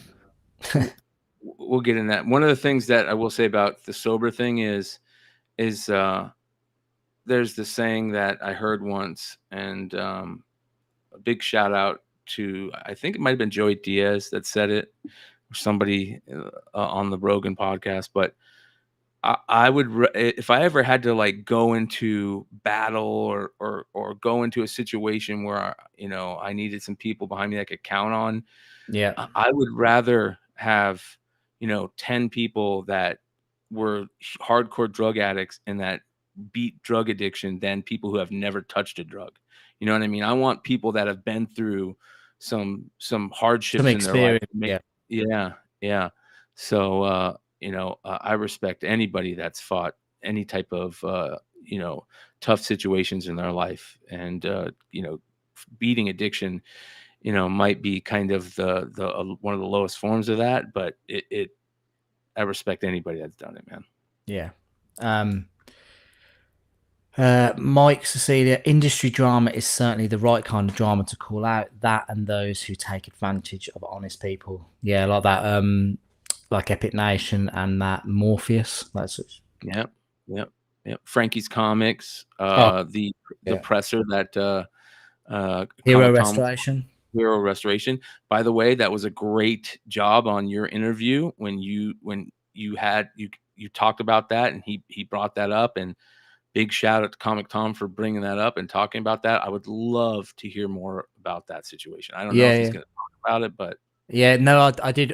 Well, I didn't. I'm not saying that I pressed him on it, but I said like I know that he came out because he had like a bit of a working relationship, didn't he? You know, um, well, I know I said to him if he ever did a video on it, it would do really well. You know, him Mhm. talking about it. And to be fair to, I think it was Derek that maybe might have actually brought that question to light about hero restoration. So thank you very much for that, Derek. Yeah, hell yeah. Yeah, Derek's a G in the chat for sure. 100%, 100%. Fuzzy says we need a new term for EFAP. Definitely, it definitely I needs a new. kinda like it, dude. I kinda like it because it kinda makes sense, right? You know? Yeah, We're kind of, and act again, EFAP, something that I only really came to understand what it was probably about 2 months ago. Never heard the term before in my life, and now you know. I yeah. mean, you. I think it was last week. You actually EFAP'd me. Mhm. You went and watched the, you know, Yeah. the Bueller It interview was that I had a awesome. few weeks. Yeah. It was great. Yeah, that to be fair, that was strange watching that. I gotta admit, for me, like it was like a surreal moment. To be fair, Yeah, hell yeah. Jimmy Hayes, everyone, literally everyone likes drama. Anyone claiming they don't is just trying to look righteous for social reasons. I Mm. think yeah, it's like you say, you have the people who are like Jedi's who just try and block it out completely and just like get rid of the white noise, as they say, or whatever it is. But I Yeah. think so, everybody's ears definitely perk from it. Uh, if you let too much of it in, weaker minds can become it. Be aware, protect your energy. Speaking of drama and negativity, my wife loves the drama. Um, I think everyone loves drama, but when it's does not involves them, I think. Oh, yeah. Very interesting situation with that today. Yeah. Oh, yeah, definitely. Yeah. We will get into that at some point in a bit. Um, right. Okay. Let's have a look. Mike Cecilia, poor Peach. What disrespect, whether she was there or not. Yeah. And Mm. again, you know, what type of example does it set for her to even want to come across to cons? She's just not going to want to bother. Um, Nope. does it is was it that when was it? Was it last year she was over or the year before? The last time? Well, I think she was over last year, and then she was over, was it C2E2 that had the first fight, Oh gosh. I believe? Yeah. Yeah. C2E2, eh? All right. Yeah. Yeah. Right. Okay. So, the next question then that we're going to go on to, and we've kind of just talked about how you were EFAPing me from last week, is the question is Bryan versus Bueller. Um, Mhm. so I just want to, if people aren't aware who are watching, I just want to, before we start this segment, I just want to say that I'm very sorry for Bueller and his family's recent loss. I know he put a post out the other day about how he's lost his brother, so I'm really sorry about that, Travis. And yeah, in terms of, you know, I can't really avoid talking about this because I said a few weeks back that I would be very much happy for yourself, Brian, to come on and discuss like your side of the story. And I, you Mhm. know, I'm very interested. I'm sure everybody else is to hear your side. Yeah. I'll also preface this by saying, thoughts and prayers out to him and his family for that. I couldn't imagine being in that situation. So yeah, that's I mean, rough. we're all human, so you know, Yeah, yeah, we all make mistakes, or you know, we all um, have experiences in our lives, and we're all just all on the same journey, man. So let's just see. yeah. And I'll say this also. It was very interesting watching your interview with him when you were talking about it. And I'll kind of preface what, or not preface, but I'll kind of say this what he said too. For the most part, it's not something that I'm actively worrying about anymore or thinking about Yeah, yeah, anymore. And I hope nothing but the best for him and what he does. And like he said, about me, that he hopes that I find, my happiness. I hope it happens for him too. And Good. but I will say that my situation with Bueller has been very, or my interactions with Bueller have been very little Minimal. compared to minimal compared to most other content creators. I really didn't know who he was for the most part. I heard about who he was over at Flipside. That there was another guy creating content. That went by Bueller, and I for the longest time I didn't know anything else about him. I never watched any Comic Core stuff. And I was too busy making content for myself, and that's something that you probably are aware of, making content. When you're creating content for yourself, especially on the level that I was doing it at Flipside, I didn't have time to watch a lot of other Yeah, yeah, shows, you yeah, know. And so that isn't shade onto anybody at Comic Core. Obviously they put out great content, and they birthed a ton of great content creators, some of whom are really good friends. Shout out to MJ Comix, Larry. Shout out to Billy, Economics and Comics. I was a big fan of TiVo's. I'm good friends with Justin and Milton Manimal, and those guys, and JB. So there's people who I do know over there and that I've become friends yeah, with through the years, but for the most part, I didn't follow their content. So yeah. I want to say the first meeting I ever had with Bueller was maybe on like a swag show, or on oh God, it was a panel show on another channel, and Bueller was on there. And I think it was around the time period when he started the Whatnot wagon thing. And I became kind of cordial with him, where we would talk over behind the scenes of social media, and or I would like his posts, and I would say things on it. And I would talk about on shows. I would say, oh, he seems like a really good guy. Go support Yeah, him. I remember he would put up like a charity post, or I know when Jen first got sick, he put up something, and I remember talking. I would talk about those things on my show, just because I for the most part, I really want to try and foster community in the yeah, community. And then about, oh God, I don't know how long ago it was, when the Donnie Cates information came out that he was in a coma. You know, my channel is very humor based, and my humor is very satire and bit dark dark. humor. Yeah, Yeah. Yep. It's just the way I am. A dark humor has gotten me through some really hard times in life, and I think dark humor is important. Um, and it's just, that's who I am. And when the Donny Cates thing happened, we joked about it. And let's be honest, it's kind of a weird story to believe everything that comes out of Donny Cates' mouth, especially when when behind the scenes, I'm going to cons and I'm hearing people talk about, that he's relapsed and this and that, and yeah, you hear all these things, and trust me, I've been there, so I kind of like know, I can tell maybe something's going on.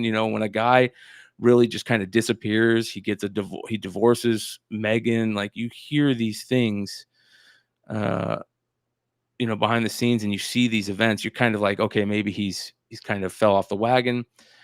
So when that happened, we kind of joked about it, and I think Red Hood, and this isn't throwing any shade at Red Hood. This is why I love Red Hood. His yeah, humor is like mine. It's very dark.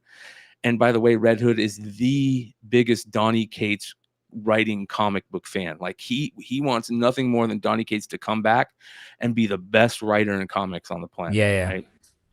So when this happened, Red Hood, kind of really went off and said that I bet you that car accident didn't happen the way he's saying. I bet you, he fell asleep at the wheel or something else like that happened. And I want to see the police report. And, he kind of went Oh, off, and I'm going to recreate the scene, and it was kind of like just joking and stuff. And man, Bueller did not like that for whatever reason. And, and I want to say he kind of I think he commented on that video, like that was very uh, Disrespectful. disrespectful. I'm disappointed. Da, da, da, da. And so that was like my first kind of like little thing with Bueller But that kind of that's obviously like in the back of your mind for in the back later. of my mind. Yeah. Yeah, yeah.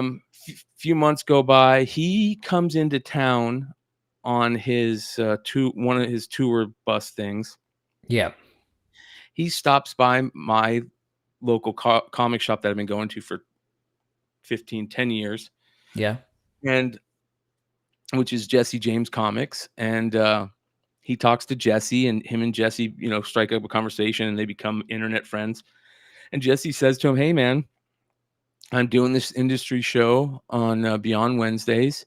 I would love to have you on to come talk about, you're going around the country." Go And around the country. Bueller's like, "Okay, yeah, I don't mind doing that at all. I'd love to do that." And so Jesse tells me about it, and so I hit Bueller up. "Hey, man, okay, let's do it this date. Great, I can't wait." Yada yada yada. And the day he was supposed to be on, it was supposed to be him and Marat Michaels. And usually, the way we started the industry show, we would do 2 guests every episode, and we would split it up, and the guests wouldn't be on at the same time. And Jesse ended up, he was driving back to Florida where he lives now, and he got lost in Texas, and so he couldn't be on the show. And so about midday through the day, when I couldn't get a hold of him, and his girlfriend hit me up and told me that he's lost and she can't get a hold of him, and he's probably not gonna be on the show. Yeah.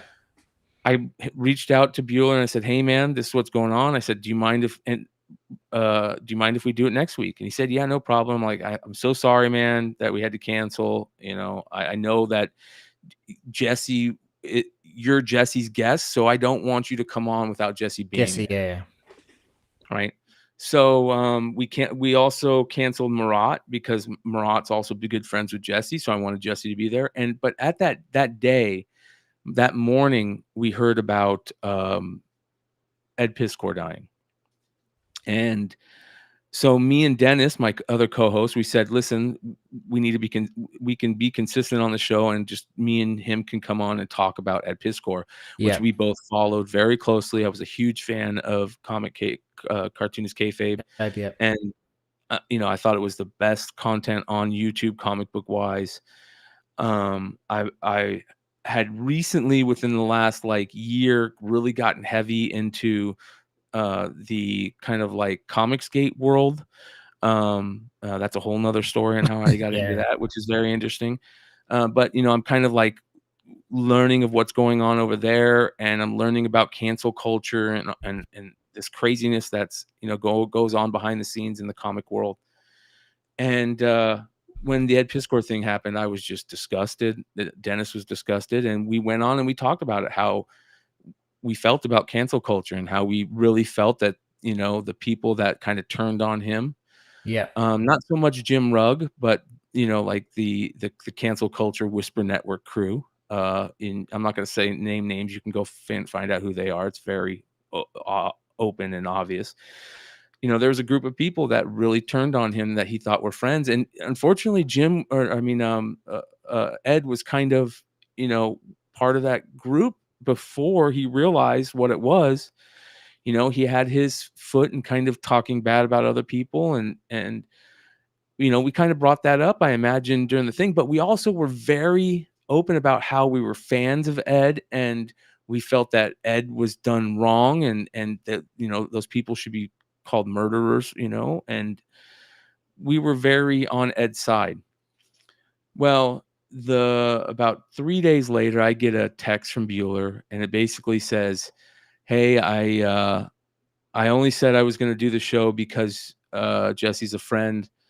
I don't. You probably have heard over in the past 6 months my, I don't think he said distaste, but my feelings about your channel and about some of the events. I've been very open about it, and I'm sure you know." And for all I know, what that meant was, and I was getting people behind the scenes coming up to me being like, "Dude, what did you do to piss off Bueller?" Like, Oh, okay. that type of thing. And I imagine it was the Donnie Cates thing, and he was very vocal about it to people, in the community that I Yeah. know and he knows. And I never really kind of like got angry about it. That's not something I'm gonna get angry about. Usually if I'm gonna get angry about something, it's something that I have a closer relationship with, and I felt that we were friends and that type of thing. I didn't look at Bueller as a friend. I just, he was just another content creator. I was cordial to him, and he doesn't like me. He doesn't like what I do, and he said that in the message. I don't respect how you create content. I don't, and I'm not going to come on your channel. And so I responded with some very respectful in turn. I said, well, if that feeling ever changes and you want to come on and explain your point of view Hmm. or just talk comics, there's always a seat open for you. End of conversation for months. Yeah. But behind the scenes, I'm hearing from people still, dude, what did you say to Bueller? What did you say about Donnie Cates and da da da da? And the funny thing is, like, it wasn't even me that said the things that he attributed to it. Like, it was Yeah. said on my channel, and he said his thought process is, well, if it's your channel, it's you saying it. And fuck no, man. I'm very, it's in the beginning of my everything that I do, that I produce.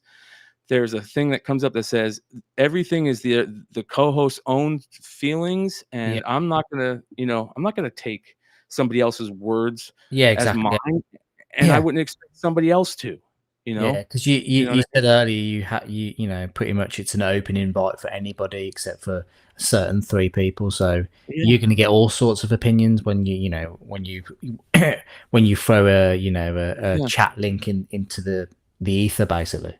yeah, and change my mind and I'm very open to have a mind change. So again, like that's very important, and the conversation is what I want. I feel like especially people seeing that conversation is very important. So, anyways, that's my whole relationship with Bueller. Um, that Saturday night, I Be- do a be- show. Before you say that, Yeah, so basically, Gemma says that Brian seems very chilled. Figure Jordan cannabis. has said, yeah, uh, the comics journey stream where Brian Hardcore went at Bueller was quite a thing. That's all I will say about that. Lol. Oh yeah, And for me as well, I totally agree with Gemma. This is why I found it bizarre because I'd never seen you like that. mhm. Yeah, Uh, yeah, so I think that's what made the incident so like crazy for for anybody watching and thinking what the hell's going on. yeah. So, well, that Saturday night, I'm getting ready for my show, and I see the post about um, he has a post on IG, Mm. and it says it's a thumbnail, and it's got Trump's head and Neil Adams' head, and it says Neil Adams hated Trump too, or Neil Adams didn't like Trump too, or something along those lines. Yeah, And then his what he wrote for that post was, "Hey, I have an old video that I took down that where we talk about politics with Neil Adams about Trump. I want to know if you guys think I should put it back up." And my first thought process when I saw that was like, what's he getting political on this? Like, this felt very clickbaitish, political. Like, what are you doing? Especially right now. Listen, it is like years ago, 4 years ago, it was crazy. Right now, it is beyond crazy. And I'm not a real deep political guy. I'm not. I try not to sway either way. I have yeah, feelings on both sides. But I try not to really get too political. Every once in a while, you can kind of feel a little bit of sway on me on situations, but that's just me. That's who I am. I feel certain ways, but I consider myself very, I registered independent. I've been registered independent my whole life. I voted both parties. I voted for Barack Obama, and I voted for Trump. Like I voted who I think is best for at the the time. Yeah. yeah. That's So that's that's pretty much myself as well. yeah, We I I don't really politics are not my thing. I have no allegiance to either. You know, we have two big parties like yourself in our country, and I pretty much just vote for the independent ones that are what I feel are best. You know. Yeah. Yep. And I try not to ever, say anything otherwise. Basically what I say is I'm gonna laugh at either one of them, and I'm gonna joke about either one of them. You know what I mean? If somebody in a political party makes a stupid comment or makes something funny, a funny sound or something, and I think it's funny, I'm gonna joke about it. Yeah, yeah, But anyways, I I I will say that, what does that say? "If I may, Brian, you are political at on edgy at times, and good for you to each your own." Yeah, that's what I mean, like, every once in a while, you can kinda see, for yeah, certain situations, how I sway, right? I'm very pro, legalization of drugs. I'm very, 2A, pro 2A, I think that's maybe where I grew up and where I live. I'm very, uh, I probably sway more libertarian, like, do as long as what you do doesn't affect me in a yeah. That's harmful fair. manner. Yeah, like, you do you, let me do me, that type of thing. But it's very like, it feels like we're about to blow up here because of politics, really. Yes, yeah, It's a fire waiting to happen. yeah, So anyways, so I see that and I say to myself, "Man, what's going on?" So when I see this type of stuff, I love to look at the comments. And to be honest, that's a lot of my drama alert content. Like if I see something like that and I want to go over the contents and comments and laugh at the comments. So that's the first thing I do is look at the comments on any yeah, post that I see, yeah. To even if see, it's to something kind that of isn't. gauge what people's reactions are to it. Yes. And he must have just put it up, and the first comment was somebody going, "Well, why'd you take it down in the first place?" And he said, "Because there were mean comments from the viewers of the video." And I'm thinking to myself, "Dude, there were mean comments back then. There's gonna be even worse comments now." Yeah, Like, And, so that's all I thought. I do my show. I get to Drama Alert. I think it was Red Hood and Justin, Nemesis Prime, Comic Con podcast, was there. And somebody in the chat says something to bring up politics or Trump, and I instantly think I'm going to go look at Bueller's post to see if a bunch of people have uh, commented on it. If sure, there's funny comments, maybe I can joke about it. yeah, And so I go to look at it, and it's fucking gone. And it was just my thought at the time. I'm like, what a pussy, for doing that. Now let me foreshadow this. I grew up and I never and listen, I don't come from a place like, you know, I don't st I come from a place where there's certain things you say to people and it's a punch in the face. It's a punch in the mouth. You know what I mean? yeah, yeah, It's yeah, yeah, it's I'm gonna press you on it. Calling somebody a pussy was never it. It was never it. We would call people pussies back and forth. Oh, quit being a pussy. yeah, And yeah, if I was being a pussy with my friends or somebody, I'd be like, like, yeah, that was kind of pussyish. Like if it was tables turned, like if I was Bueller, I'd probably be like, yeah, dude, that was kind of a pussy move. I should put it back up. You're right. yeah, And you kind of made that comment with him, which that's kind of how I felt. Like that term was never a term. Now I've learned that some people take that term like women take the term yeah, cunt, yeah, right? That's for some people that's term. For me, that's understandable with other terms, like whether it's come to the point now, especially around the certain people. If you call somebody a homophobe or gay, those can be fighting terms. You know oh what yeah, I yeah, mean? Like yeah, if you call somebody a racist and they're not a racist, those can be fighting terms nowadays. Like things have changed. yeah, And um so I never knew about that term being so held that way. yeah.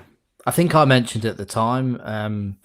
that I was on a live with on Sticky Goose's live with Jen Mint, and we were talking about this, and they were very much like saying that is a fighting word, and I was Yeah. like, like my wife calls it me like probably Yeah. 3 day, you know. You know what I mean? Like, stop being Mhm, such a pussy. Like, mhm. okay, yeah, So, but listen, at some point, I uh, I end my episode.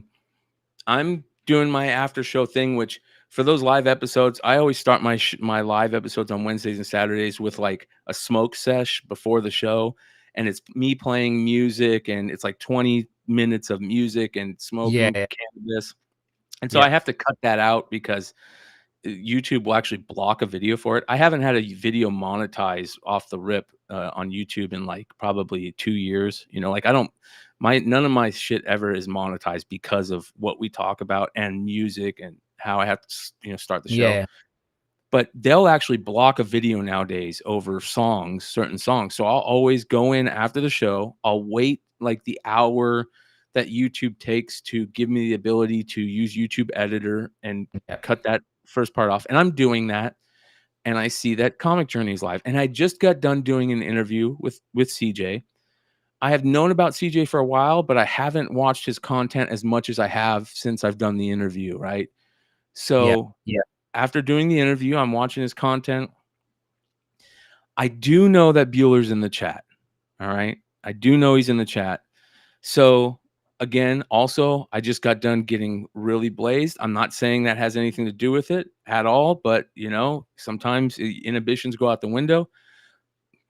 I'm put in the chat. Why did Bueller? Do you guys know why Bueller took down his post today?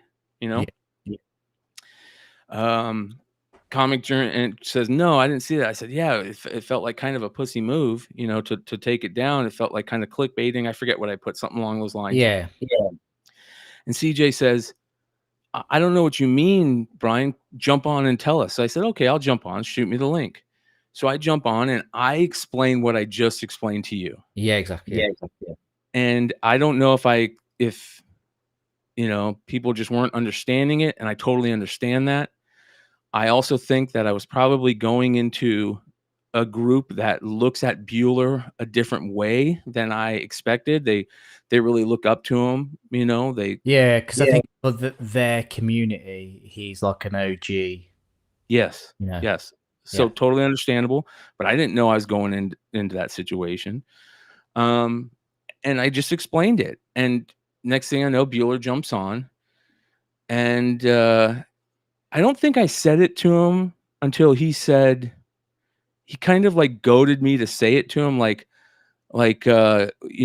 you're getting ready to leave, but you wouldn't say it. And I say, I'll tell you, I'll say it right now, right? Because at some yeah, point, you see my dog come in, and for those of you guys that don't know,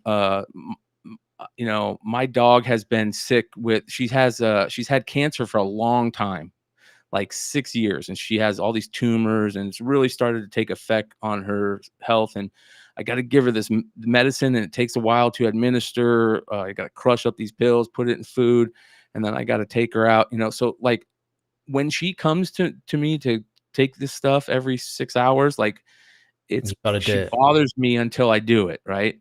And she's in pain. So I'm like, okay, you guys, and you see her come in and you see me kind of be like, okay, you guys, I got to bounce. And I think I might have said, I got to go get my dog a walk, because I'm not going to sit there and go, I got to go feed my dog a bunch of medicine and take her Yeah, for a walk real I, quick. I mean, we briefly talked about your dog before the show went live, so Yes, yes. So I do that. But I put in my headphones because I'm going to listen. And, Bueller does something very interesting to me. He says, as soon as I leave, he goes, Brian just left, so I'm not going to talk bad about him. And instantly in my mind, I think, oh shit, Brian, like you just look like the biggest asshole. This guy's going to really like, like, I had a little bit of respect for him because I'm thinking like he's not going to throw any more shade at me. He's just going to be like, I'm not going to talk about it anymore and change the subject. And man, that would have changed everything, right? I would have felt like the biggest asshole, and I would have had more respect for him, and I would have felt really bad, and I would have come out and apologized in a big way. But I continued to listen, and he started throwing shade, and there was a couple comments that were made that I think 3 comments that were made that I really wanted to say that isn't true. Yeah. And so I jumped back on afterwards, and it's really funny because he really let me have it. But before he let me have it, and I think what set him off is I started off by saying, you said that you weren't going to throw me shade after I left, and I got to give you respect for that. But, and as soon as I said, but, he goes, he just starts barreling in. He starts saying, like, oh, now you're gonna say that? What did you say to me? What did you say to me, Bryan? What did you say to me? And like, you can't keep saying, like, say it Yeah. again, say it again. And every time he said say it again, I'm gonna say it, you're a pussy. Yeah. You know what I mean? Must have said say it again. And again, I'm not I mean, you like, didn't say it 589 million times like figure drawing is saying, but yes, you did yes. say it a hell of a lot, but it was Oh in yeah, response. probably 20 times easy. But again, like, you're gonna keep on saying, if somebody's gonna keep on saying, say, and like, he's mad, he's like Yeah. veins popping out. And one of the things that I wanted to contend was I wasn't angry. Like, I'm laughing, I'm joking about it at the time. I'm not yelling. And they were like, Bryan was really angry about all this for some reason, and I don't understand. It's like, no, I'm laughing about it. Like, most of the drama alert stuff when I come from this angle is me joking, right? And whenever this happens in the past, like, there's been multiple times where I'll joke about a situation, and the next week I'll come back and, I'll say, I was a little wrong about it, I'll show, Yeah. that type of thing. Yeah. But anyways, he didn't want any of that. He was mad, and he kind of said to me at one point, like, um, I'm the type of guy that has respect for people, and I'm gonna say it to their face. And I bet you, if there's a con that we're at together, you wouldn't say that to my face. And I tell you what, you come and say it to my face, and I'll show you some real respect. And I'm like, are you goading me to do that? Like, because you know, I prefaced it kind of earlier about talking about every guy, at some point, you're gonna pop off, and Yeah. Yeah. I'm not going to let somebody, listen, Bueller is not like, he's he can be intimidating to some people. He's tall. Yeah. He looks like he's really strong. He's lost a bunch of weight. He exercises. But listen, man, I'm no slouch. I might be 100 pounds overweight, but I'm not 5'5" and 250. I'm 6'2", 350, and I don't go to cons with people that are 5'5" and 100 pounds. I go to cons with people that are taller than me and just as big as me. So, like, I'm not going to allow you. Like, I'm not scared of you, and I'm not scared to say that I think you're this, because I honestly do. You know what I mean? And if that's something that you feel like you're going to throw a punch at me at, let's be honest, there's consequences to this, and Yeah. those consequences are vast. Those consequences can be you taking a punch at me and hurting me, you taking a punch at me and we tussle and we go into some comic books and destroy hundreds of thousands of dollars of books and collectibles, you taking a punch at me and maybe you miss and get mollywopped. You know what I mean? Uh, None of them are good. We both hurting each other and getting in a lawsuit. None of those things are good. But I'm not going to allow somebody to kind of like goad me and act like I'm not going to do it if it's something that I truly believe. And I don't think, I still to this day, even though I respect him and want him to find his happiness, I think that him doing that was pussy behavior, female tendency behavior, to act that way and to, you know, clickbait people and, act like he wasn't trying to be political. But I'm open to have that my mind changed. And if him, like he said on his thing, him taking a punch at me and, knocking me out is me having to have my mind changed, then so be it. But he's got to understand that there's consequences that might not be a good outcome for him either. Yeah. So I don't think it needs to come to that. I think of course not. Of I, course not. I I, agree. I think I have like total respect for both of you, and speaking from both of you, it's one of Yeah. those situations where there's a little bit of history from your side in terms of it, in the back of your mind. Yes. You Of obviously course. Yeah. under the influence a little bit. You've got what's going on with your dog. He's got a lot going on in his life as Of well, and course. just Of two. course. It's just two people connecting or meeting at a certain point in time where Mhm. it's And I just can be honest with it. I can be yeah, honest with myself and all this. Like I'm the one who called him a pussy, right? yeah, I'm the one that initially kind of started this, and brought this to the so yes, for the most part, I understand that. But I at the same time, I don't want any of those situations to happen. But and I'm gonna try and diffuse it the best I yeah, can, yeah, but at the same time, like, it uh, what happens if he really wants to throw a punch at me now? It sounds like I don't even have to call him that for him to throw a punch at me.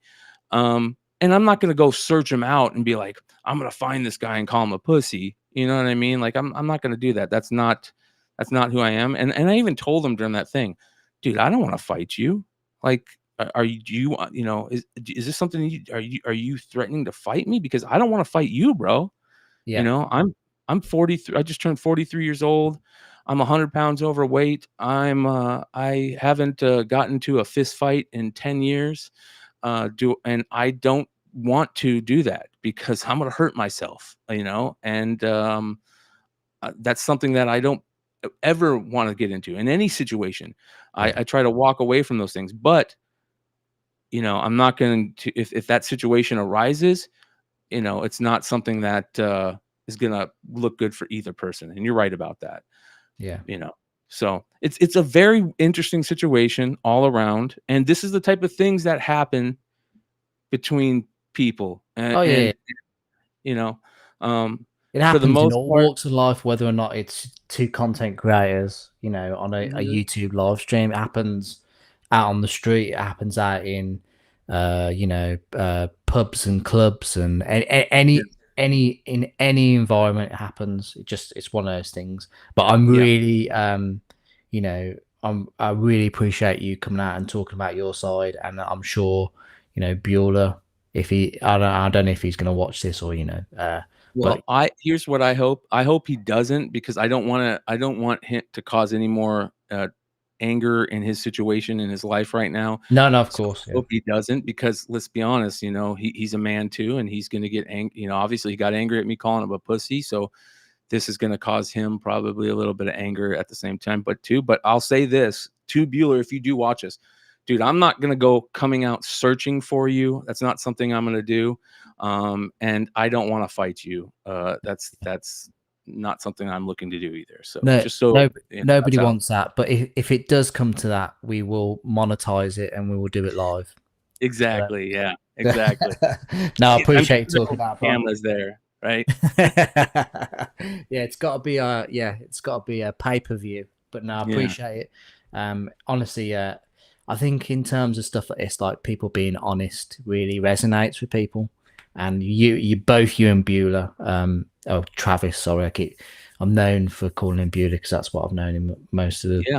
time on YouTube. But both you two have been completely honest, and I really appreciate it. Yeah. Yeah. Um, but speaking of, let me just quickly jump in the chat to see if there's anything worthy of. Uh, Derek has said, following your own libertarian mindset, do your own channel. Bueller does what he does on his channel. Boom, done. Water under the bridge. Completely agree, Derek. Yep. There you go. I'm with it. Um, let's have a look. There we go. Bueller's in the chat, and he says, "Water under the bridge. Much respect to you both." Ah, There we Bueller. go. I've It's lost the done. chat. Yeah, it's done. Bueller, really appreciate it. Oh, Travis, I hope you're doing well, brother. Really appreciate you watching, and I hope that your family are doing well in the circumstances. And yeah, thank you for tuning in, buddy. And Brian, thank you very much for being so honest and open. Yeah, yeah. Yeah, so it kind of brings me. Well, it doesn't kind of bring me into. There's no segue really into this, but Mhm. uh, you had Darth Lopez on your channel, I think last week. I don't know if he was Mhm. on this week. But he regularly talks about the comic book community multiverse. Uh-huh. So uh, yeah, so like yourself, I was not aware of your existence until the Sticky Goose era, the comic drama era that we're now kind of in. Um, Darth Lopez, I understand, is collating like a list of people involved. Um, so It's pretty interesting, yeah.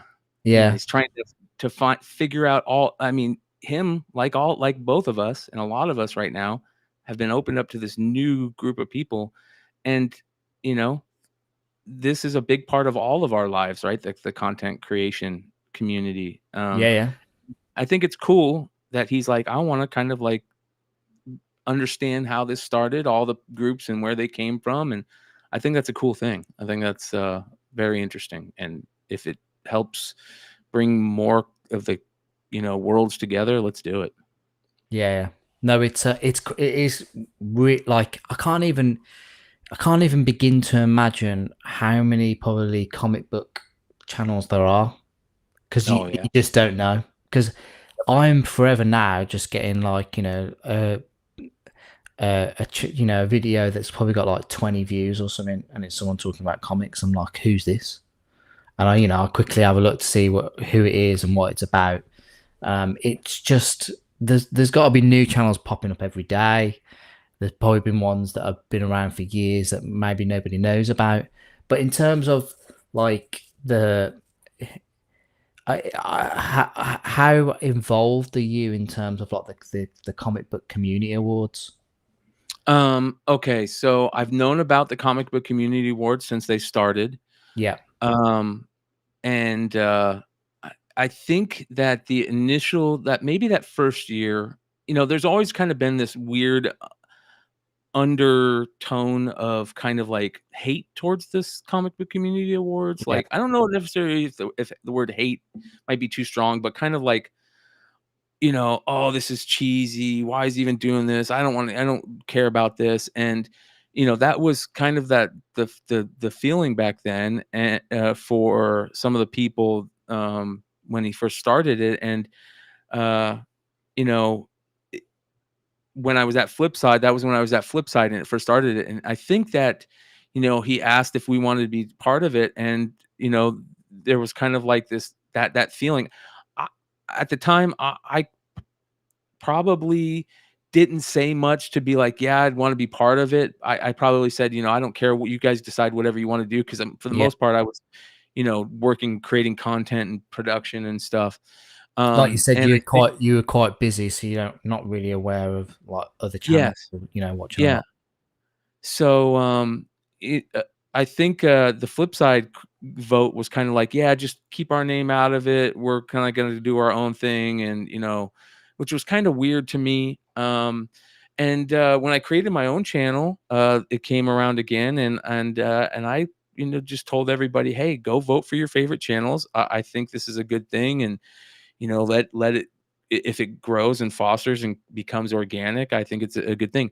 But I'll be honest, I did notice the vast majority of the people that, were Nominated. voted in over there were people that I didn't know about. They were on a different world. People who I thought for sure were lock-ins, like at the time, Drunken Chat, which was Mighty Mel V's late night channel, which was a force to be reckoned with, at that time period in the comic book content world.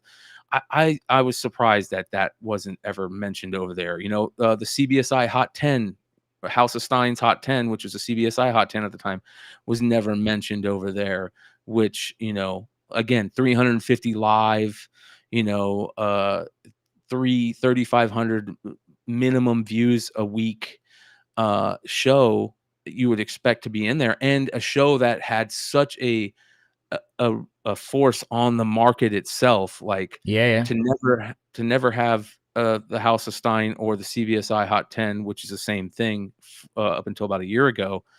Um, to never have that be nominated until now, it was very interesting to me. So I did notice that, but for the most part, I kind of realized what it was. Okay, this is Brian's kind of in this world, this part of the multiverse. Those are the people he knows. Yep. He's going to go to those people to help promote it. And for the most part, because of that's how it's created, it's going to be most of those people. And it's very interesting because that's being noticed in a bigger way now, because the drama meta has become so big. Yeah. It's seeping in to Brian's world now, Yeah. which is very interesting. And I think that at some point he's going to have to figure out a way to make the voting, and maybe create a team of people that, instead of voting people in, he creates a team that from all the different, the people who are really involved, to say who are some of the people that should be in here.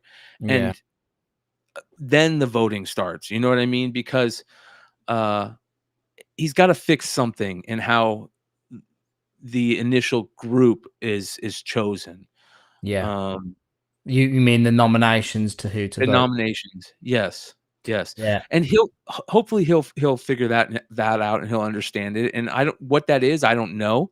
But I think that if he got some good minds together from the community and started coming up with ideas, maybe put together a forum room or a group chat and say, "Hey, let's figure this out." And I think that could be very possible. But other than that, I think it's a good thing, and I think it could foster a real community. And if he does it right, it could be very, very positive.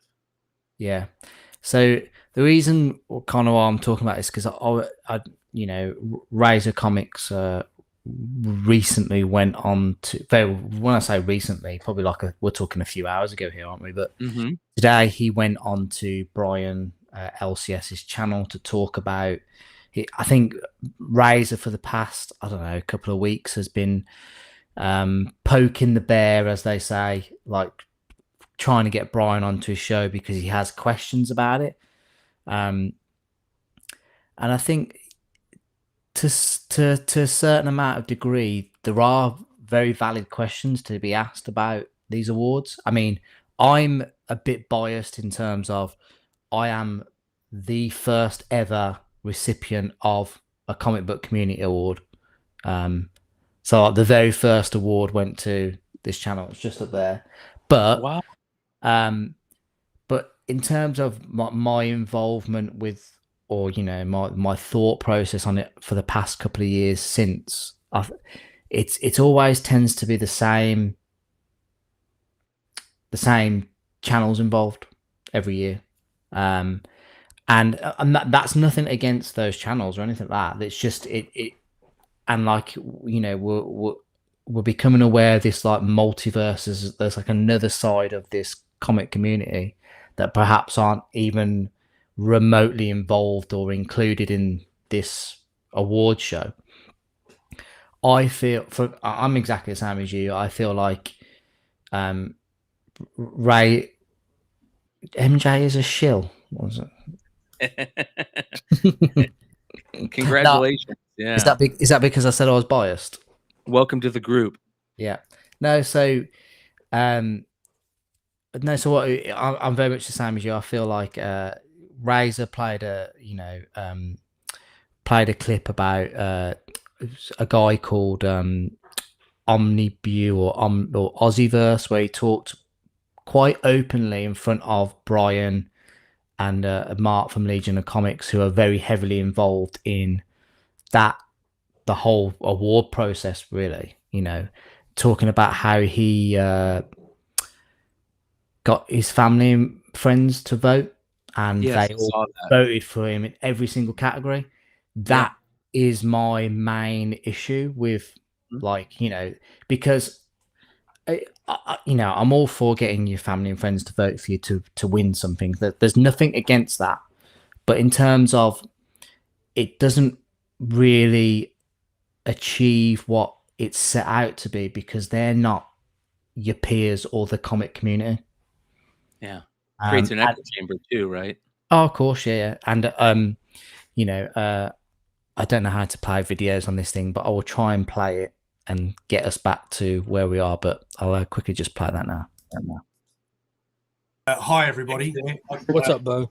Hey, Bo. I got to admit, when I told my family or a few friends that aren't really in the comic scene, and I've said to them, "Hey, go vote for Aussieverse," for example, I got at least 3 or 4 people that I'm hoping they're not watching this, but just must be stupid, because they would message me and they'd go, "Oh, I just voted for Aussieverse for everything," and I'm like, no. So it's your fault. No, well, I'd say to them, So you did it, Bo. read it? I'd go, did you read it? We would only be. That's why I was saying to Bryan, like, you would, instead of throwing out the ballot, just put that channel in for where it qualifies. Because I have like my mom who's overly supportive and loves that we do the YouTube thing and all that stuff, but she doesn't have a clue the language, the wording. Even if she read it, she wouldn't understand. Oh, yeah.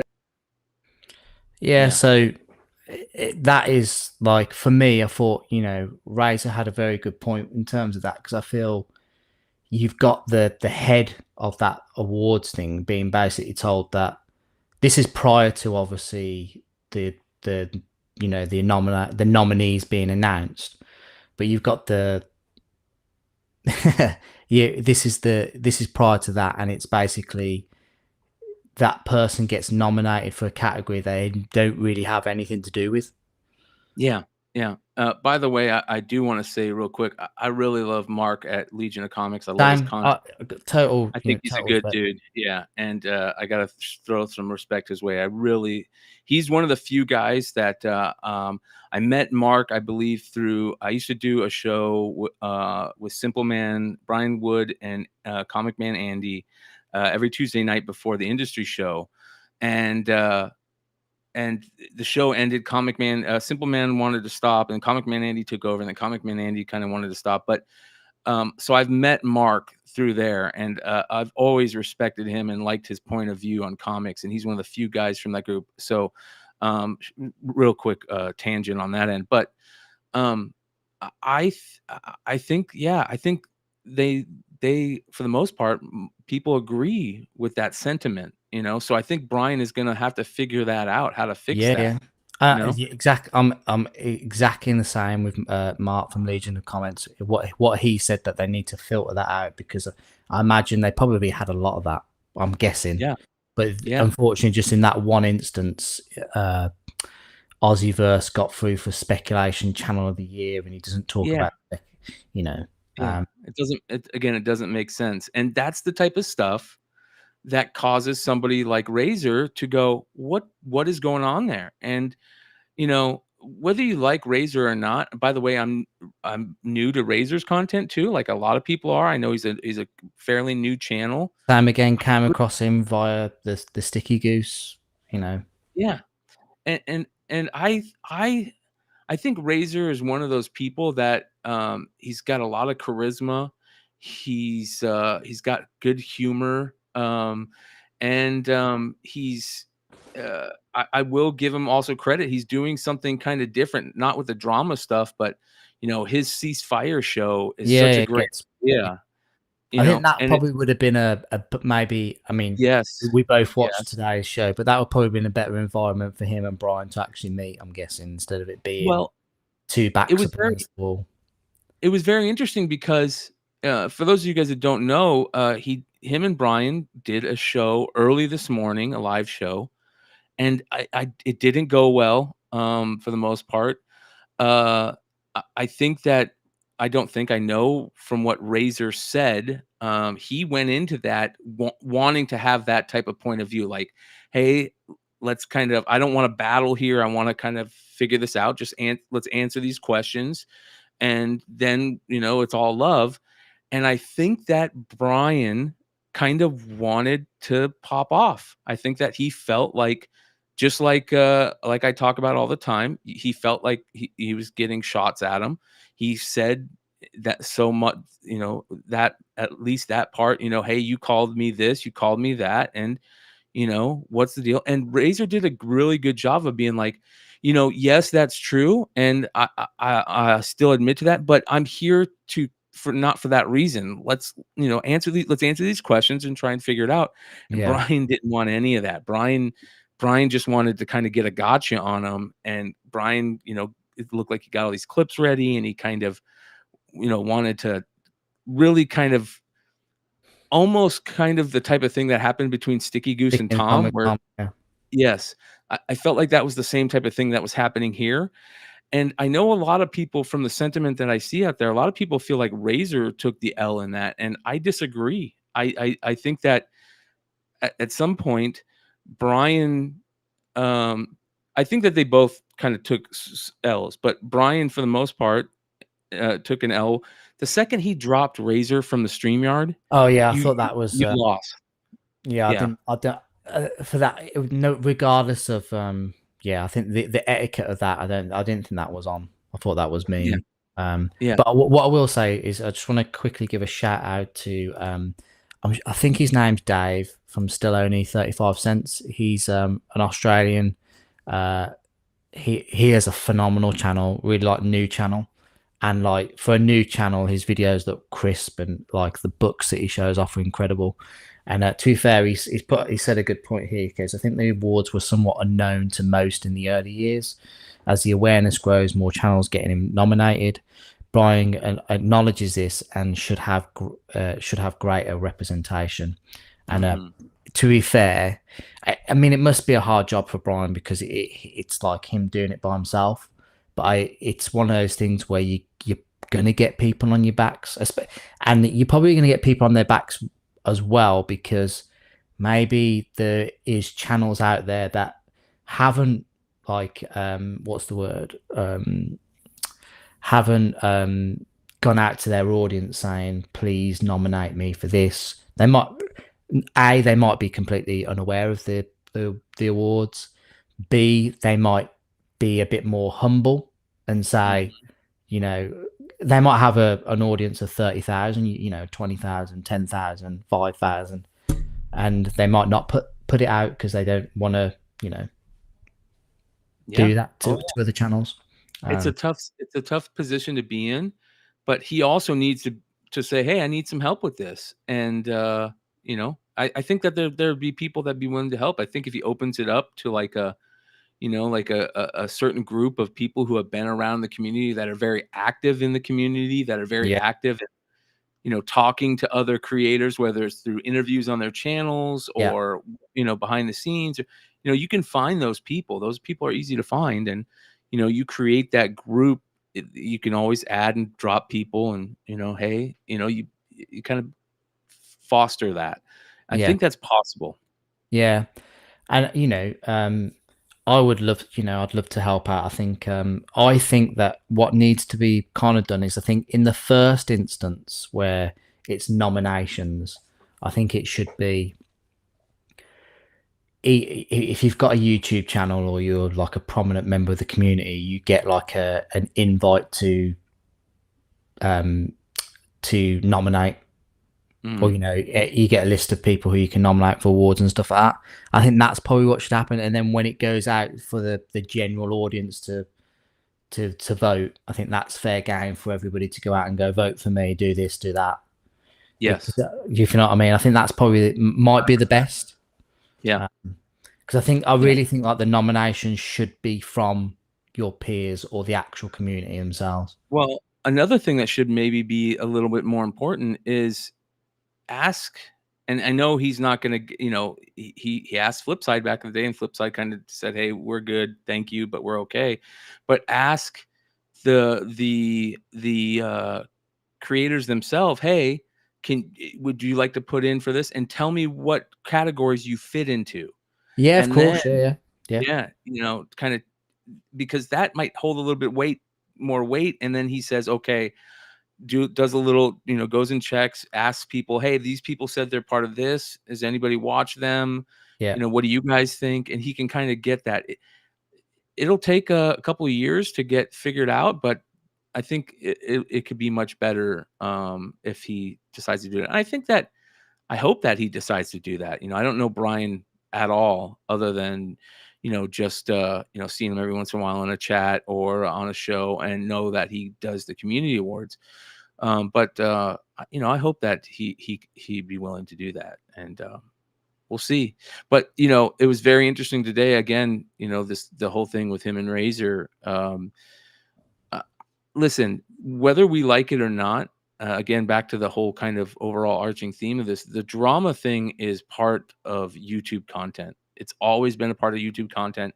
That's why my drama alert segment is a homage to Killer Keemstar and the original drama alert segment, which was such a big part of YouTube content. You know, there's a weird thing in the YouTube world of how things work. You know, I think that there's people that are, you know, more understanding of those type of things than the others.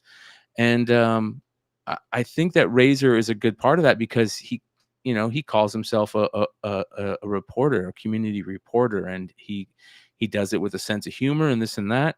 Yeah. And so I think that type of thing we're going to see more often. You know, I know there's a channel I just heard about that is like AI based and synthetic panels.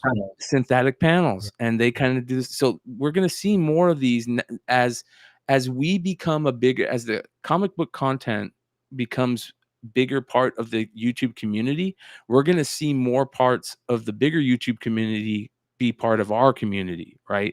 And those drama reporting channels are big in every part of the YouTube community, the art community, the bread tube community. You know, it's everywhere. The super alpha male community, you know, like they all have those channels that talk about the drama.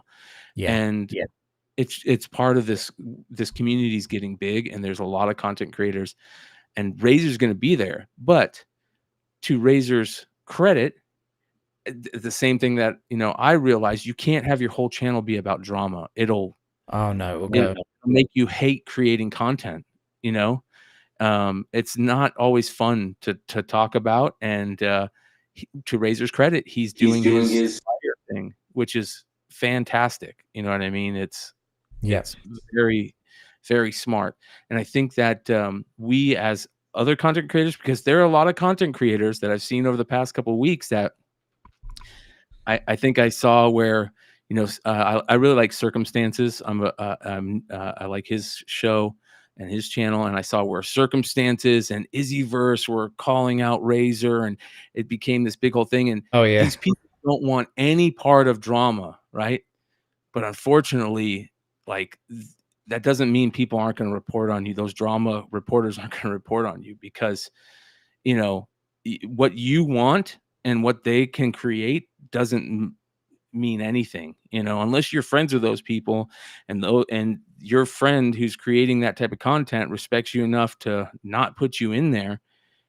You know, they're going to create whatever they want, and you can't do anything about it. So what I will say and suggest to the people that don't want to be part of the drama world, and that don't want people to talk about them, don't pay attention to those drama people, and try and be like, you know, Swag and Comic Tom and the people that don't respond to it at all. That's the only way that you're going to be around this. And I know that might suck, but that's this internet world. That's this YouTube world. You're not going to stop it. And here's the other suggestion.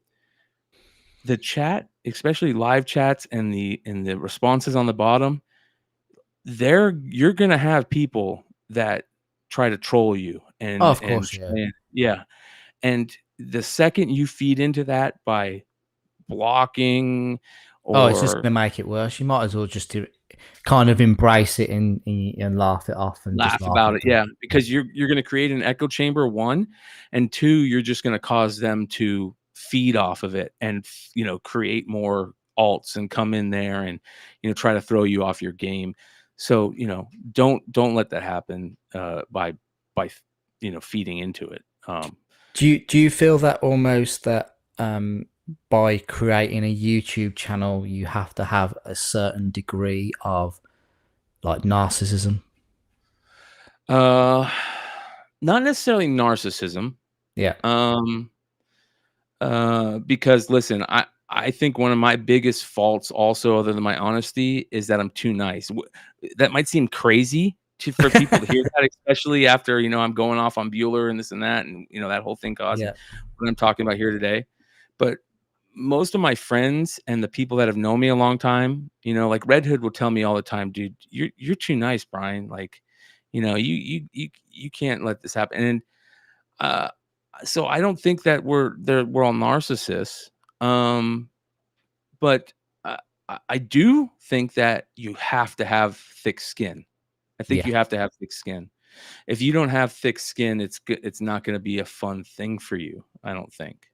I think So to a certain degree, I think, if you're a smaller channel and people don't come across your content, you might be okay. But once something happens and your content starts getting noticed and you get more viewers, I think that's probably gets to a point where the thick skin does count. yes, yes, in a big way. Comic Tom is a perfect example, and I know a lot of people think that the whole event that happened with Sticky Goose was there's that interesting aspect where you have everybody now kind of rooting for Comic Tom, where before that event, Comic Tom was kind of like the is pariah the right word? He was kind of like the punching bag, Yeah. um, and I understand. I kind of understood that at the beginning. Do you think Way back. do you think it's because like the person at the top of their game or that category, is that what 100%. it? Yeah. Uh, well, I won't say 100%, but it's a big, vast majority of it because even though Comic Tom doesn't have the subs that some other channels have, like there's other comic channels and collectible channels and pop culture channels that have way more subs than him, get way more views than him. But Comic Tom is like at the tip of the spear as of Bro, like, the guy was getting compliments from Todd McFarlane yesterday. Like, dude, Rob Liefeld did the same yeah, thing a week calling ago. them So out, yeah, he is kind of the face yeah, of this side. And let's be honest, you really have to be honest with yourself. If you have hate for this guy, what is there really to hate him for? I had to really ask myself this, a couple years back, like, well, why? What is there really to throw shade about this guy for? He really hasn't done anything other than being very energetic and kind of maybe you think he might be a little, oh, I don't yeah, know what the word for it is, kind of like that maybe a little bit of fake, like, but that's him. That's from what I hear and what everybody says, that's him in person. That's the type of person he is. He's very energetic and he's kind of a carnival barker. And I don't mean that in a bad way. Like he's, yeah, very, you know, and some people don't like that, but also they don't like the fact that he's making a money off this. He's making a living off of this. He's at the top of his game. He's got Todd McFarlane and Rob Liefeld calling him out. It's somebody to hate. And he has done nothing that I can really think of the only people that I think that harbor a little bit of ill will towards him are some of the people that might have been involved in the very beginning of his career that felt like, listen, the whole thing that happened with the CBSI Hot 10 list behind the yeah, scenes, I was around there, was very weird, but I don't think Tom is deserving of that hate. I think that the guy who owns CBSI was the big part of that. yeah, And I don't, so I think a lot of people who were part of CBSI at the time and they saw kind of Stein kind of get like Stein got no respect for creating that list for 9 years. So I think that there's a little bit of hate there that might be a little, but it's not Tom. I don't think it's Tom's fault. I don't know, to be honest. I don't know Tom. I've only talked to him through text, on the phone. I've never met him. Um, so I don't have a reason to hate him. And everything else that people complain about, I don't see any proof of that. He wasn't at C2E2 for the yeah, for the acetate gate thing, which everybody thought, which that was a lot of hate that he got. The whole whatnot thing is very interesting. Let's be honest. Why should he be hated on that whatnot chose him to be one of the faces for their yes. Like he's just trying to make a living. This is what he wants to do. He grew up around a comic book shop. His dad is a lifelong collector and comic book guy. His dad seems just as cool, if not cooler than Tom. His dad was in a band, and Tom is like a kid that grew up around a lot of cool stuff. Yeah. I I don't see why whatnot wouldn't want to choose him. And what's wrong for him making money off this? I know a lot of people think that like he's being fed with a lot of stuff and he's making money back, like there's something weird with the underhanded about how he's making his money. I don't see any proof of that at all. He's always been very honest about where all his everything is funneled back to his business, because that's what his livelihood is, and he's very good at it. I don't see any reason to really hate the guy that I've seen. But I said to him when I had him on the channel, I said, you are very much an entrepreneur. Like, Yes. he is, I know someone's mentioned here is like a used car salesman. Yes. I think Jem Mint has said he's more like a brand new car salesman, maybe. But that is his job ultimately. He's got to he relies on selling comics, and he does that via Whatnot, eBay, his website. He's very clever in terms of his marketing and how he gets out there, and he's very popular. His brand, his brand is very done well. It's done well, and he has to protect it. But I think Derek basically said that Sticky's probably aggression probably came from financial decisions that from probably watching Comic Tom's channel Hot 10 during the pandemic. But a lot of us, I'm not saying that from Comic Tom, but a lot of us bought books during the pandemic, and we've lost money. In terms of myself for Comic Tom, like I enjoyed watching his videos because I had the majority of those books already. So like I watched it not for like I've got to go out and buy that book. I'm like, how many books do I own that are on that list already? Yes. Yes. And sometimes it'd be like 7 or 8 that I own. I'm like, probably now I could probably not so much the new stuff because I'm not really into new comics, but well, I have a weird angle on all that because I've been part of another Hot 10 show and for so many years. And my thought process on this is very interesting. And I've been called out. I've been called a shill. I've been called a pump and dumper recently for this whole Tales of the Bizarre 8 and this AI artist Zaf. I've been called all kinds of things over it when, I'm one of the reasons that, the ultimate end was found out about it. People are very quick to say these things, and I'll say this and I would, just because of how I see it on my end, I would suspect that this is the same with Tom. Until I see different, I'm gonna think this way. We at the House of Stein and the list that he creates, the CBSI list that he's created, for 9 years, and now the House of Stein list. Stein doesn't buy new comic books ever. I haven't bought a new comic book in 2 or 3 years. I quit buying new comic books when my LCS quit carrying them, and that doesn't mean I don't read them. I just don't buy them anymore. So unless a book was produced 3 years or back, there's no chance I own that book for the most part. Sometimes people will send them to me if I'm like, oh, I love that. And, I had my boy D in the UK who sent me an amazing AOK full of like books throughout the years where I said, oh man, that's a great book, and he'll send me those. My boy Nimesh sent me that Tales of the Bizarre #8. I don't buy these books.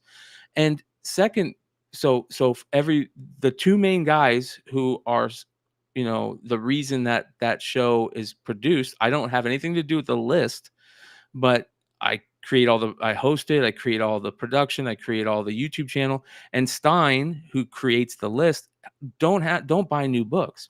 Second part of that is, I know on our show, and I bet you Tom mentions this on his too, we talk about that. If you see a book on the Hot 10 list, the time to buy it is past. Yeah. It's past. That book is going to start to drop. For 90% of the books that are on the list, those books are going to drop the next day. So there's no reason to pump and dump those books, if that makes sense. Like if it's already on the list, the pumping and dumping would have been done way before that. You know what I mean? So yeah. And for people that like you, I'm very open where I sell my books. I sell books on Whatnot. I sell books on eBay right now, and my eBay stores are listed. My Whatnot stores are listed. You can go watch those and see what I sell, and you can tell, for the most part, they're either like old PC books that I've had because I had a massive collection, or they're books that I've picked up throughout the years with the idea that I would sell them at some point. Yeah. Creating these lists, it's not worth the pump and dump on them, the time that it takes, and that type of stuff, for the most part, for us. So I'm sure it's the same with him. So that was always weird to me. But I understand why Sticky Goose would be mad at him. He should be mad at himself. And I can understand a little bit of resentment, but listen, I'm sure at some point somebody told him, it might not have been Tom, but somebody said, hey, these books are going to go down in value, most likely. Yeah, I don't necessarily think that maybe Sticky Goose's issue lies with Tom now. I think it was more the chat, like, the people turning on him. Yes, 100%. Because I mean, after speaking to both Sticky and Tom, they've kind of like buried the hatchet back. Tom is, when people on his Whatnot streams are saying stuff about Sticky Goose, he's very much saying, go and subscribe to Sticky Goose's channel. He's Jedi, man. Literally just like water off a duck's back, as they say, or goose's back. Yeah. And Sticky, has said that he's got Tom's number, so it's all good. I think it's very much Sticky's issue at the moment is probably with where his content lies and what his audience want, that I don't think he quite knows, and I don't think his audience quite knows that. I think his audience want drama. They want what they had. But I don't think he thinks that they want comic. I mean, I don't know. I don't know what the future for his channel is.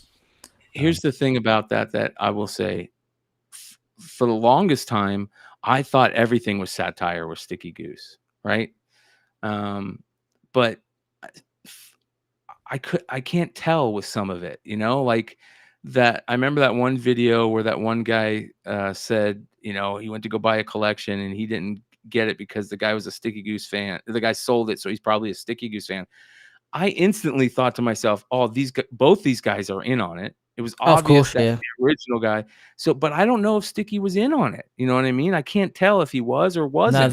No, so the first video with the guy was, because he was like, going on about blaming Sticky Goose, and he'd watched all the when he went to Sticky Goose's channels, there was all red lines, isn't he? Yeah, and he was subscribed and hit that. He's a big Sticky Goose fan, so it's like, that's his stick. And then Sticky's one was the kind of the same response, like he's so good. That's what. So, but people are like, you'll get people. People just don't understand most of it. But there will be, I think, with satire as well, there is an element of truth to it. So like he'll be poking stuff, and it will be truthful to him or truthful to a situation. But there's videos where he was going through, and he said he was going through his X-Men collection, X-Men collection, and he was like, comic book sellout, or he's talking about himself. and people are in the comments going, you know, not completely aware that he's actually talking about himself and going through his section, and they're completely it's gone past them. And sometimes you think that, are people even actually watching the whole video? No, they're not. That's the They're problem. seeing the title and they're going, you know, Bob, you know. Yes, that's 100% the problem. You know, the consumers now today want, you know, this quick, fast. They want the content to be short and quick. Just get to the point. You know, long form comment.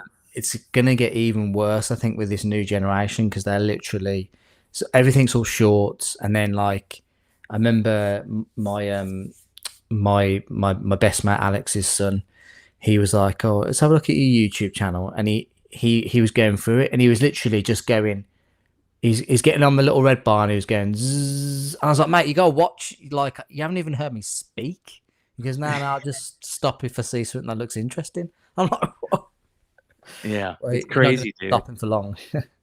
Yeah, it's very interesting. But I will say this: I give respect to Sticky Goose for being back at it, because it felt like he was not. He's not going to come back. Yeah. And I was very much saying to him, like, you need, like, I was trying to get him to come back. At one time, he was. I thought he wasn't going to come back.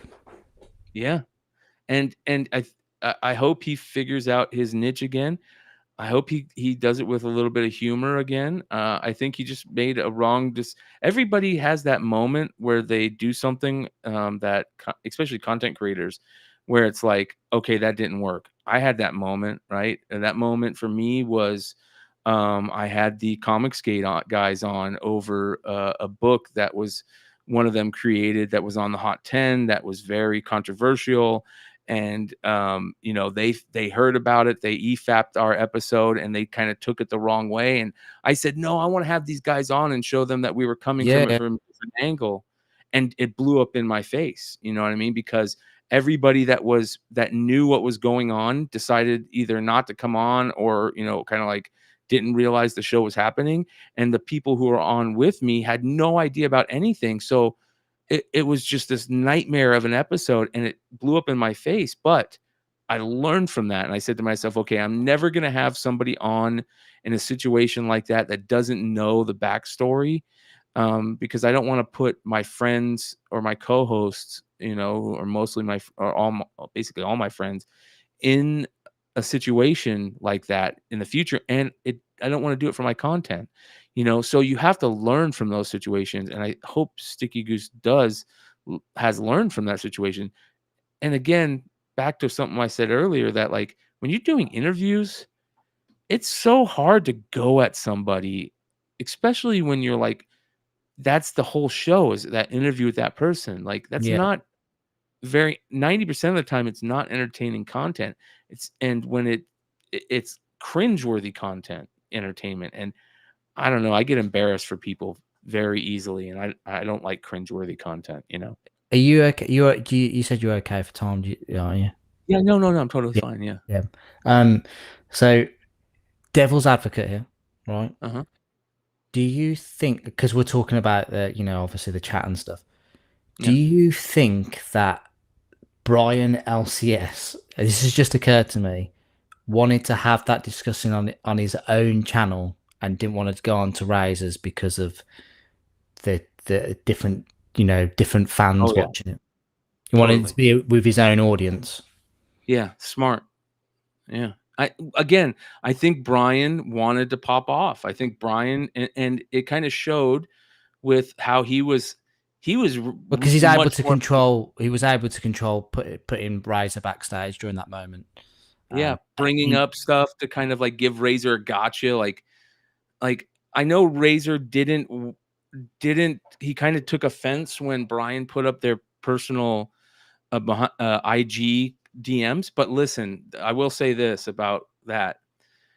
At the point when you're calling somebody the, you know, names and calling them a puto and you know, that type of stuff, and, you know, fuck this guy, he's doing things behind the scenes and da da da. At that point, in my opinion, all that like respect factor kind of goes out the window about those DMs and stuff. When it gets that way, like you got to you got to realize that all that goes out the window, and there's a very good chance that those are going to be released now, you know. And that's just something that I think Razor will learn from that too, right? He'll learn from this situation.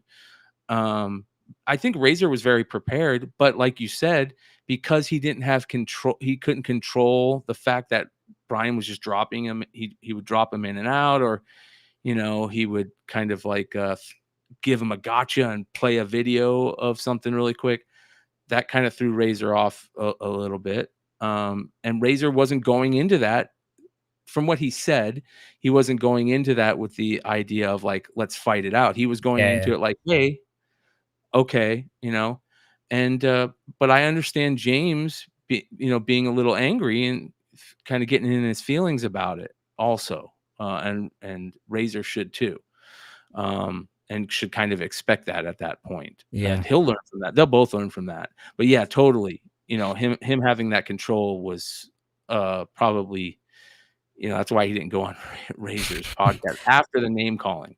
Yeah. I think the whole thing was kind of blown out of proportion a little bit, but I understand Razor's side. Like, hey, you told me, this time, and I'm a professional, and, I have a schedule too, and you kind of blew me off, and, it made me feel this way. And then you blew me off again, kind of. And,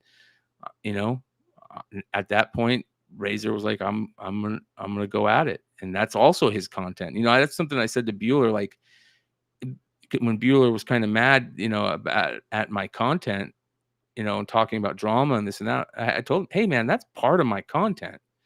Like that's what it is now. And I understand that you don't like that, but that's the way it is. Like, I'm not creating content for you. I'm creating content for the people that come on and watch my show. Yeah. Well, there was I don't know if you saw, Razor went live not long afterwards, I think, to discuss it, and there was a part in that video which I thought I'll play for you now. But I think Razor takes probably about 45 seconds to say this one point, but it did make me laugh because it involves you, Bryan. Okay, I'll play that now. Okay. It's how slanted it really is, because he does jump on live streams. Like last night, I was watching 2 live streams. Perfect example. I was watching Mad Spidey and I was watching Beyond Wednesday. Perfect example, right?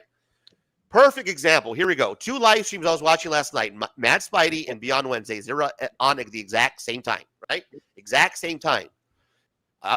Chat, I'm going to ask you. 2 live streams were on last night at the exact same time. Mad Spidey and Beyond Wednesdays. Bryan LCS popped up in only one of them. Which live stream do you think that Bryan LCS popped in last night, chat? I'm going to ask you. Do you think that he popped up in Mad Spidey's chat live stream, or do you think that he popped up in Beyond Wednesdays? Yeah. Well, so which one did he do? Did he come on to yours? He wasn't on my show. I will admit he didn't come on my show. He did jump in the chat real quick. You could tell he kind of jumped in the chat and made a couple comments, I think. And I did, kind of see him and say, hey, here's the guy that does the. But no, he did not jump into my live stream. That is for sure. And he had the ability to. I'm not saying that he should have. Don't get me wrong, but he did have the ability to, because on Saturday nights I open that up to anybody that kind of wants to jump in.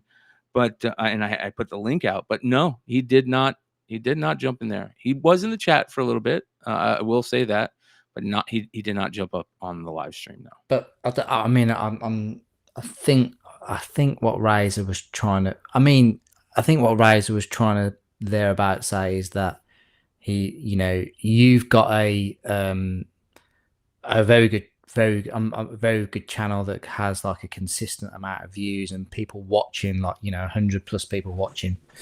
Why wouldn't he have chosen to go on to yours if there was, rather than, and this is nothing against Mad Spidey. I like Mad Spidey, there's nothing against his channel, but I'm just obviously Bryan is going to go and interact. Is Mad Spidey part of like that community? Yeah, yeah. Yeah, Oh, is he also one of the channels that gets nominated or is part of the? I think roundabout that was Razor's point. Okay. Is it? Well, Have you that's been understandable. nominated? I have not. No. I have not. And I'm not mad about that in any way. I look at it a little bit differently. But again, I understand where Razor's coming from. So I want to say that. Yeah. I'm not I'm not the type of person that I can't stand it when people view and sub shame. I hate that. I hate when people say, "Oh, look how many people are watching my show and not watching your show," or "Look how many Yeah. subs I have." I'm a bigger channel. I can't stand that. I'm also so I'll never do that. You'll never see me view or sub shame. Well, I think you that's do just have, easy. for live streams, buddy, like, those are very, very good numbers, I would say. I would love for them to be more, don't get me wrong, like everybody else, but I am very happy with my community. I love the fact that I can go on a live show and have 50 plus at every time in a live stream. And that creates a great. I can't stand echo chambers also because I Yeah. want to know, listen, if I had a ton of people that were my friends come to me and say, "Bro, you looked really bad doing this," I would say to myself, maybe you need to look at it from a different way, and maybe you need to come out and say you were wrong. You know what I mean? If I have a bunch of people come to me and say, half and half, I know that, okay, I don't need to. I'm pretty good on my situation, but I'm gonna take other people's opinions to heed, right? And I think that's important, and that will tell you that will give you a good idea if you're wrong or not. If my good friends that I know will tell me, like, it's so important to have friends like this that are honest with you. I know Red Hood is going to come and tell me, "Hey, you were wrong." He's done that before. He'll say, "Hey, you're wrong about this." I know Yeah. Big Leg would do that. I know, there's people that are going to tell me this stuff. I felt you were off on this, man. But that's also very important to have. So if people are going to do that and come and tell me, I'll come out and say I was wrong. So I apologize. Cannabis is taking me off on another planet right now, but I'm losing where we're going with this. Yeah. So anyways, that live chat will tell me that and I don't ever if somebody comes in there into my live chat and just wants to like troll on I've had people come in and just start spamming racist words or spamming Yeah. homophobic words. Listen, I'm going to put you in timeout. I might not block you, but I'm definitely going to put you in timeout and make you have to sit.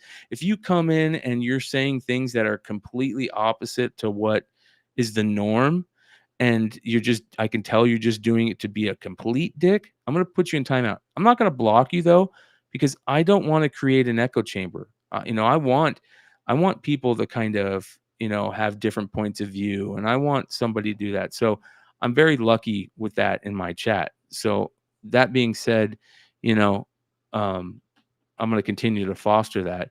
But I understand why Razor would feel that way. Yeah. I've never been nominated. I'm not part of that multiverse. Again, this crisis on infinite YouTube Earths is causing us to, do this and Converge. That's the word. Is converge. Yes. So things are looking up, and I hope that Bryan figures out a way to fix things with that, Yeah. because listen, he's got a great idea. It's got a nice little base growing. It's got people talking about it, which is important. That's the important thing, isn't it? Yeah. Regardless of whether it's all positive or some negative coming out of it, it's all good for the awards. That means people care about it. Like if people are calling it out and being like, that means they want to see it be better, and that's a good thing overall. So, just yeah, give man. a quick shout out to Uncle. He's ducking out now, but thank you very much for joining in. and as well to Alex as well. Thank you very much for watching. Shout out to Alex. Yeah. Yeah. So that kind of concludes that bit on that. But what I want to get your take on now, I hope you don't mind me asking, is what is it like selling on Whatnot? Because I've to be fair, I've only recently become aware that you sell on Whatnot, and I'm intrigued, especially around these comic trading packs, because I've seen you like open a couple now. How does that work? Or are you going to show them off now, aren't you? I think I have one left right here. Wow. Yeah. So these are them. Chat, if you drop a 1 in the am I checking? Yeah. That's a lot of 1s, man. No. So in terms of them, Bryan, what happened? How do you get hold of them from Whatnot? Do they go, right, we're sending you a few packs? So I'm going to go about this the long way, like normal. I'm long-winded. So let me explain my thing about Whatnot. Again, my honesty can be a fault. It's also something I pride myself on. When Whatnot started, I've known Jack DeMeo for a long time. Ever since I started creating content. Jack was a writer at CBSI, so I've known Jack since he started writing at CBSI. I've been friends with Jack and kind of like I wouldn't necessarily like say good friends with Jack, but I've always been respectful with Jack. He's always been respectful for me. If we have some kind of problem, at some point we'll reach out to one another and kind of figure it out. And when Whatnot first started and they hired Jack had kind of came to a lot of content creators because he comes from the content creator world. And I think that was one of the best decisions that Whatnot Comics could have made, was hiring Jack. I've always said that. He has got his finger on the pulse. He's very smart about comic book world. He's very smart about speculation, what's hot. He's instrumental. Him and Brian Wood are instrumental in bringing the FOC to the masses, and they were the first to ever do an FOC show that I remember. They caught a lot of flack for it, which was crazy, but now that's become the norm. Everybody talks about, for the most part, when you go to a content creator, comic book content creator, they're either talking about FOC, hot lists, reading off comic book news, that type of thing, showing up pickups. Those are like the norms, the 4 like norms that happen. And one of those things is the FOCs because of Jack and Brian. So Jack is very smart. He came to a lot of the content creators and he said, listen, I would really love to bring a lot of you guys in the fold. I know a lot of you guys, and we're going to go into beta. And I think that a lot of you guys would be great to sell on the app. Smart for him. I'm glad he did it. He came to us at Flipside, and in all honesty, he told us, he said, listen, Whatnot is willing to sponsor certain creators and influencers. And Tom has, just made a deal, and, he asked for this, and, he didn't say what Tom got, but he said Tom asked for something, and that helped him. So, just so you guys know, they want to work with you guys. Unfortunately, and this is very open, at the time there was me and 2 other guys that were kind of like the main guys at Flipside that would handle situations like this. And one of the guys was very anti like jumping in on this. And he was very like, I'm not going to do it unless there's a this contract this way and this way. And he was very like anti. And it felt, and the Whatnot people basically said, like, they kind of like laughed and were like, we're not going to put up with this, And so that was very obvious at the beginning. And so I started myself on, without, creating a Flipside account like Comic Tom did and this and that. We tried that. It fell apart. So I decided to sell by myself on there. So I've been selling on there since beta. The first couple the first 6 months to a year, it was crazy. You could go grab any random short box, go onto Whatnot, and make $2,000 that night off any random short box. It was bonkers. Okay. The money was flowing. Whatnot was spending money like crazy. They were putting a wrestling rink in the Javits Center for New York Comic Con. They were, creating all these crazy things, and it was just wild. And at some point, certain people got involved, and you could tell that it was there was some I felt like there was some fuckery going on. Yeah. And at the same time, it got really crowded at Whatnot, and it just wasn't worth it to me to go and sell books on there. So I quit selling on Whatnot for 2 years.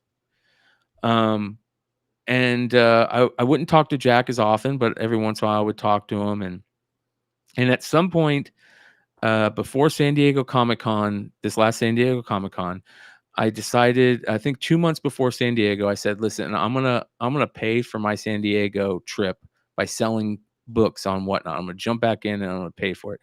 And when I jumped back in, it was a totally different app. The usability was excellent. You could tell they were out of beta. It just felt really good. I wasn't able to pull as many people into my rooms. When I was first on there in beta, it was no problem to have 70 people in a room at any time I went on. Yeah. If I'm lucky now, I'll get 20 people in there. But I've been able to create, a group of people that come to my shows, and they get really good deals, and I sell books. And the way I treat it now is I don't sell any dreck. Everything I sell is some type of key, major or minor, some type of cool artist or, cool variant. And it's slower. It's not just show a book, sell it, show a book, sell it. It's let me explain to you why I think this book is cool. Let's talk about it. And at the same time, I'm dual streaming. So I'm trying to make content out of it. Right. And so I'll say, I'm going to go on eBay. I'm going to look up fair market value of sold sales. I'm going to take 30 to 70% off of that. And that's what we're going to start at. And if nobody bids on it, I go to the next book. I'm not starting things at $1 a minute on everything because I'm not that type of seller. Whatnot is not the play. You can lose your ass in live selling apps very easily. Whatnot is the place to sell back issue keys at $1 a minute. It's just not. You're gonna lose your ass. Whatnot is the place to sell the hottest thing on the planet, the newest books, the newest variant, these comic packs, whatever people are going crazy for. That's the only thing that you should ever start, in my opinion, at $1 a minute, unless you have like 1,000 to 2,000 people in your room. Then you've built a thing to where you can do that. But for most 90% of people, it's not the place. You'll lose your ass and Whatnot. You have to understand your margins, and you have to say what you sell on Whatnot 90% of the time, you're going to sell for less than what it will sell for on eBay auctions. It's just the way it is. And that's how I look at it. And that's what I do. So I jumped back in ever since San Diego, and I've done really well. My savings that I've had the last 4 years since I quit the corporate world have significantly dwindled, though, in the world we live in. So now I'm selling more on Whatnot, and I'm selling more on eBay to pay bills, and it's giving me the opportunity to do that, and I love it. And so after San Diego, about 3 weeks after San Diego, I don't know, it was about a month before Friday the 13th in September, and I get a call from Jack, and Jack says, "Hey man, I've been seeing you jump back on the app, and I'm impressed. I'm really glad that you did. I'm glad you're back. Things have really changed here. I just want you to know that, and I hope you're seeing that." And I said, "Totally, dude. Like, you can tell that there's a big difference. I can tell there's a difference in how people who work there respond to you and treat you. And they've kind of worked out some of the issues they've had with people maybe working there or how they handled things. And they're doing things a little better. And he said, we notice that and we see that. And so a little bit backstory. Me and Jack were always card fans. We always talked growing up, collecting cards and trading cards. And we always said to each other, along with a few other people, that were part of that CBSI world, that that's the one thing that comics doesn't have and that cards has over comics. That's the reason cards is so monster. They have the luck of the draw, the luck of the pack, almost like I don't want to necessarily call it gambling, but we all know it touches that like gambling part. Yeah. And it's very exciting. Okay. And there's no doubt about that. And it's really fun to break open stuff and have people get hits. Even though I know that I'm sending out these expensive books, it shows the level of trust in people have in me. And the second I do something fucked up and somebody calls me out for it, that hurts that trust. Yeah. So I feel good when somebody, gets a good deal from me. And I know I'm starting it at something that I'm comfortable with it selling that for. If it sells for $10 because I started at $10, I'm comfortable with that, and I know somebody got a good deal on something. So the card thing, we've always talked about how we need to come up with an idea for this. We've been talking about it in a little group of us for 6-7 years. And so in that phone call, he said to me, hey, we came up with this idea. We were trying to roll it out by San Diego, I think, or maybe the con before it. And something happened and it didn't happen. And we're just going to try and send it out to a bunch of people. And, I thought you would be perfect for us to send this out to. I know this has always been something. And he didn't tell me how much they were sending me out. He said, we're going to send some out to you. And, a week later, a box shows up and, I took part in that Friday the 13th and it was amazing. It was unreal. The excitement was crazy. It was fun to open. It put money in my pocket, which was much needed. Don't get me wrong. I'm honest about that. That's a big part of it.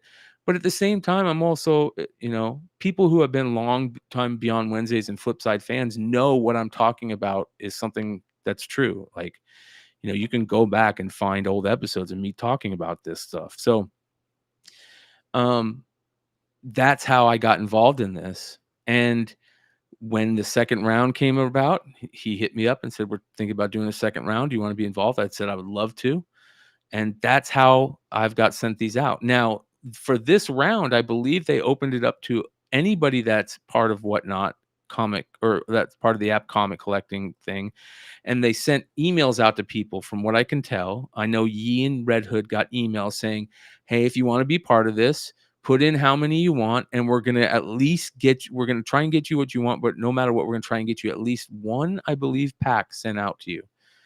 And so they're all free? No. Okay. No. So for some people, it's free. I did get mine for free. I'm honest about that. Okay. Yeah.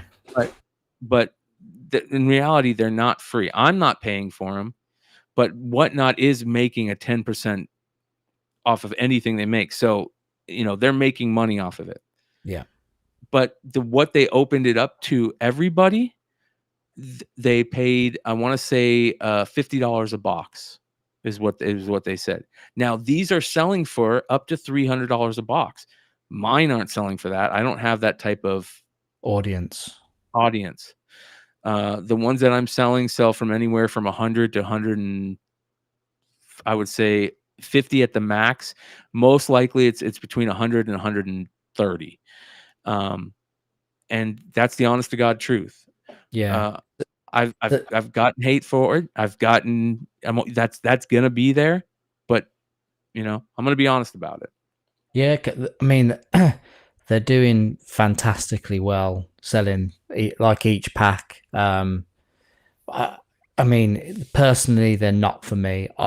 I would have loved Yeah. one to open on the channel to see what they were about. That would Yes. but like I kind of find when I've watched people like yourself and Comic Tom and Red Hood even this early morning for me Yeah. open them, I just didn't have a clue whether or not that one was a good one because everyone's like, Yeah. oh, is it a silver? Is like the That's very part of the problem. Yeah. Some of them, it's hard to tell if they are the silver or the red variants. yeah. And listen, this is such a new thing. This was come up by people other than Whatnot and Marvel. DC did this back in the day with their Harley's Little Black Book and a bunch of other titles at the same time, where they did these poly bags and you had a chance of pulling 3 different variants and also sketch covers and autographs, which was great, but the damage on them was so bad it was unreal. Big Clutch and Skybound did this for, I believe, the Walking Dead 15th anniversary packs at a con a few years ago, where they did the same thing, where it had a bunch of different versions and you had a chance to pull these really rare types, and that was amazing. But that wasn't on this type of scale. To put this in to frame, I want to say on the Friday the 13th when they did the first packs, that first day, Whatnot estimates that around 1,200 packs were sold on average. And by the way, you guys, this is the same product sold on the same day by I want to say 200 or more different sellers, and they sold like 12 or 500 or more different sellers. 1,200 of these packs, the same product on the same day, for an average of $100 to $400. That's mind blowing to sell the Yeah. same product that many on the same 24-hour or 12-hour period, and to have all of them sell for that in that. That's mind blowing. That's the excitement that they brought. Do you know? Sorry to interrupt you there, Brian, but no. In terms of once they've been unpacked, Uh-huh. are people selling these things individually? What are they holding value, or I don't know? Will they hold long-term value just like any other comic book, a new comic book? I doubt it. Are they holding short-term value? Of course. I've seen presumably they're more expensive unpacked because you it's like trading cards. You don't know what the hell's inside. You know, they're not more expensive unpacked, but you will probably sell an unpacked version more than you will sell 3 of the common books for. Listen, on the secondary market, I don't know if today you can find any, but up until yesterday, there weren't any of the major hits on the secondary market that I could find. I didn't see any red or prismatic variants, but the golds were selling. I think like the Spider-Man golds were selling for up to like $400 or $500 at some point, Oh, wow. singly. Yeah. So they're holding their value short term, which, by the way, is the norm for new comic books. The period where you can make money flipping comic books has really shortened. It went from maybe a month at the longest, 3 years ago, that you could make money on it before it really started dropping. As Mighty Mel V will say, the hater wave started, taking place, and what have you done for me lately wave taking place, But now that's like 3 days, man. It's so short to make money, profit flipping, going to your local comic shop, getting a ratio variant or the hottest book that week and putting it on eBay and flipping it. You have such a short time period to do that before you're not going to make that profit anymore. So with these, do I think they're going to hold their long-term value? No. Do I think people will search out the rainbow, which for those of you guys that don't know what this means, in card collecting, there's the term collecting the rainbow, and cards they'll have a refractor, they'll have a a blue refractor that's like out of 250, a green refractor out of 99, a gold refractor out of 50, an orange out of 25, and a super out of 1.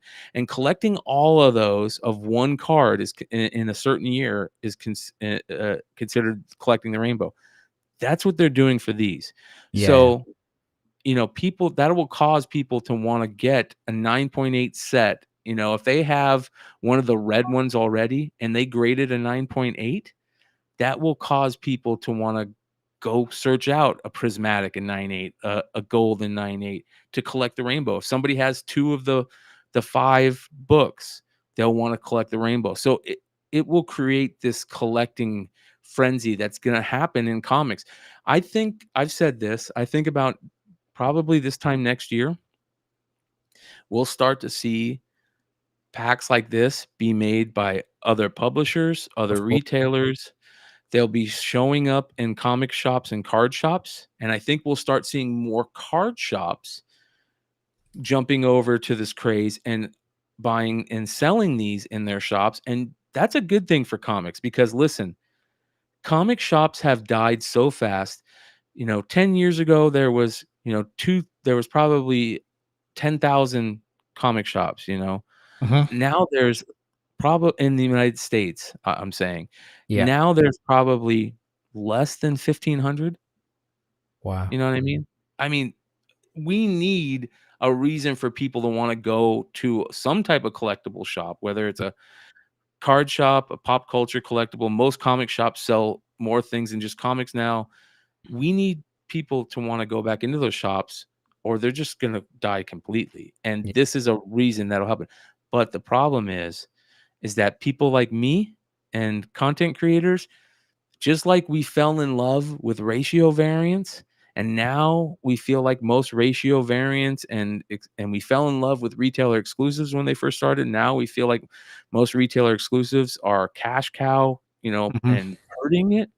We might not like this in a year, and we might feel like this has become out of hand. But ultimately, even if we don't like it as, the content creators we are, I think it's going to be good for the hobby because it's going to bring more people into comic new collecting. collectors. Yeah. Yes. Just want to give a shout out to Alex for I didn't realize this was. I thought this is the way that Restream obviously comes out with a super chat. Just want to say thank you, Alex. Really appreciate that. He's a fan of both of us. Really appreciate it. Good dude. Yeah. We've got Bearded Comic Pro in the house. Thank you very much for joining us. But yeah, so I find it quite interesting with Whatnot because I was approached years ago asking if I wanted to sell, and I was very much standoffish with them. Not to the degree of like I hate you or yeah. It was very much I don't sell comics. I collect. So but what I have seen, like you have said, the application has transformed. It is. I think it's like I think it was on your show actually. So somebody was saying it was like a $3 billion company now. Yeah. I mean, that is insane. Yeah, they have really done well. Yeah. I think that they have done a lot better in the last year and a half, where I think they realized like it's not about just spending as much money as possible.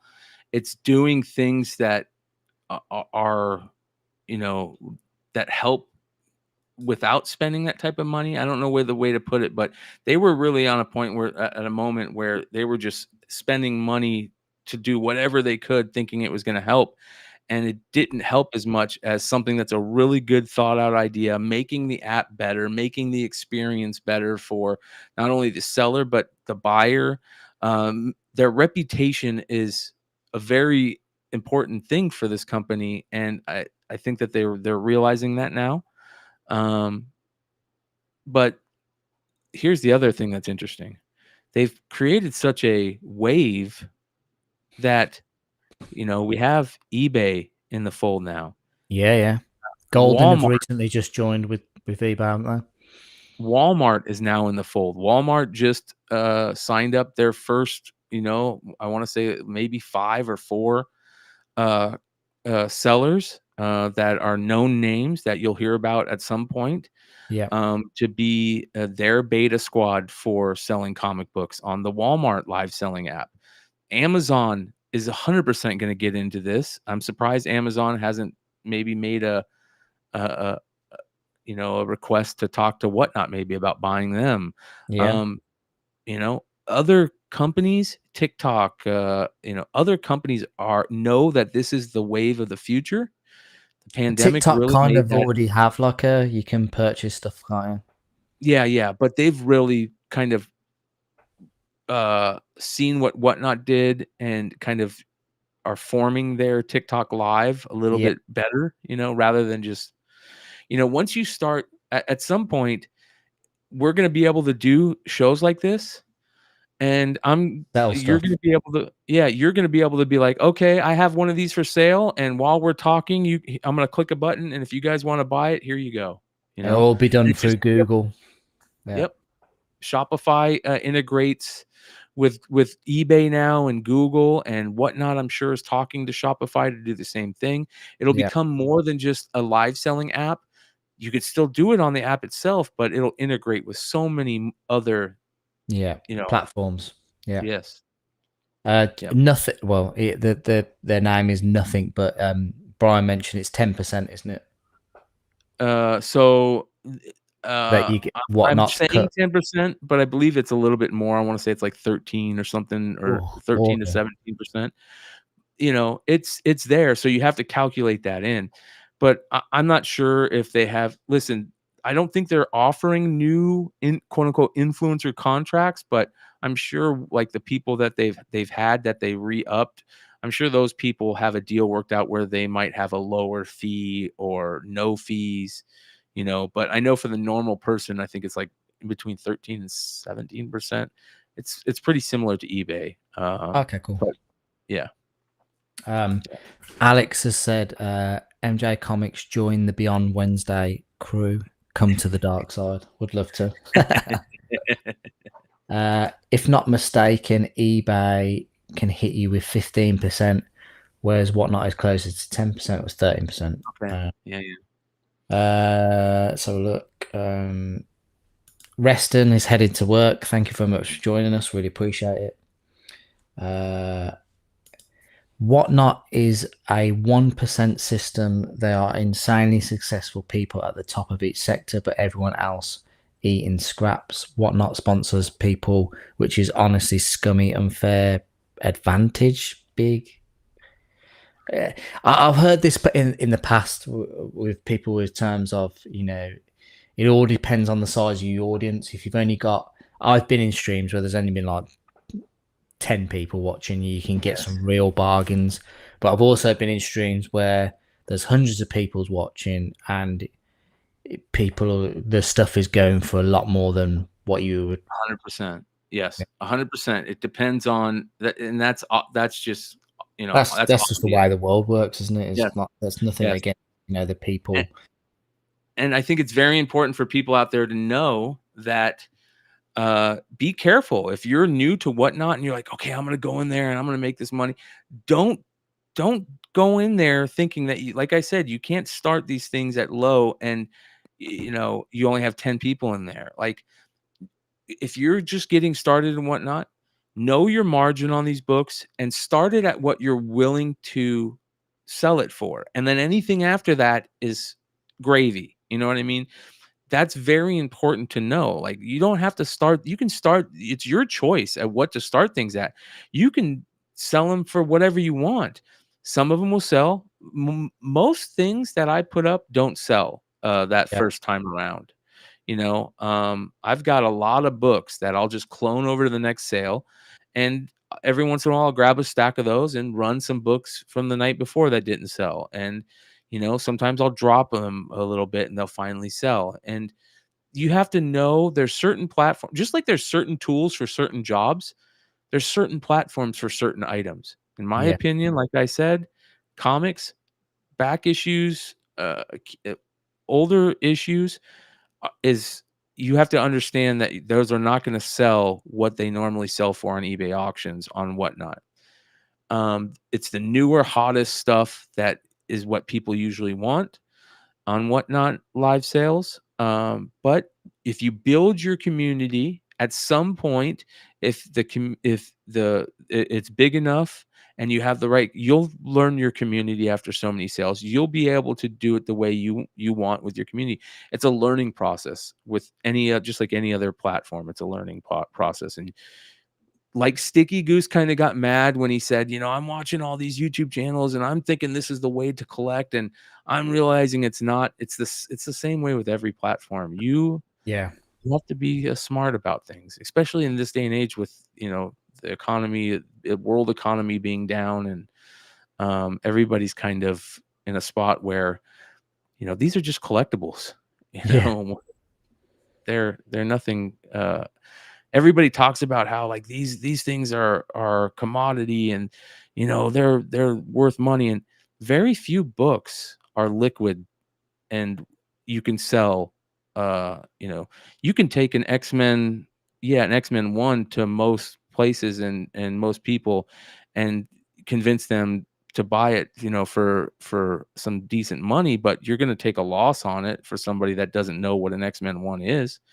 Whereas you sell it to the right person. You can take a gold to basically anybody, and it's going to sell for what gold is going for that day, or what I'm saying. Like comic, somebody's going to go, I don't want comic books. So. What I will say about Whatnot as well is, from my experience, is that I'm not, like massive books. No one would dream about putting like a really big, expensive thousands of pounds book on there. It's not the place for it. And I imagine maybe at some point it might, transgress into that, but it is very much for books of a particular price that do well. And like you say, the popular books that the keys that everyone's after, and it is addictive. I went on the other night and spent like $100, whatever. Just I wasn't even looking for anything, and it just happened to be, this is only $10. I'll get this, or this is only £10. And that's I think is the sweet spot, especially for comics, like the $5 to like $50 price range is the sweet spot. Anything that you start getting above $50, it's going to be hard to sell that, especially if you only have 20 or less people in your stream. And for the most part, I think selling graded books, Whatnot, is not the place. eBay is still king for that stuff. Yeah, there's a particular market. I don't know if you saw in the chat, but I asked my wife to make me a cup of tea. Nice. She came tired too. No. Jimmy Hayes is saying FOMO is a hell of a drug. Definitely is. Is. You gotta be careful.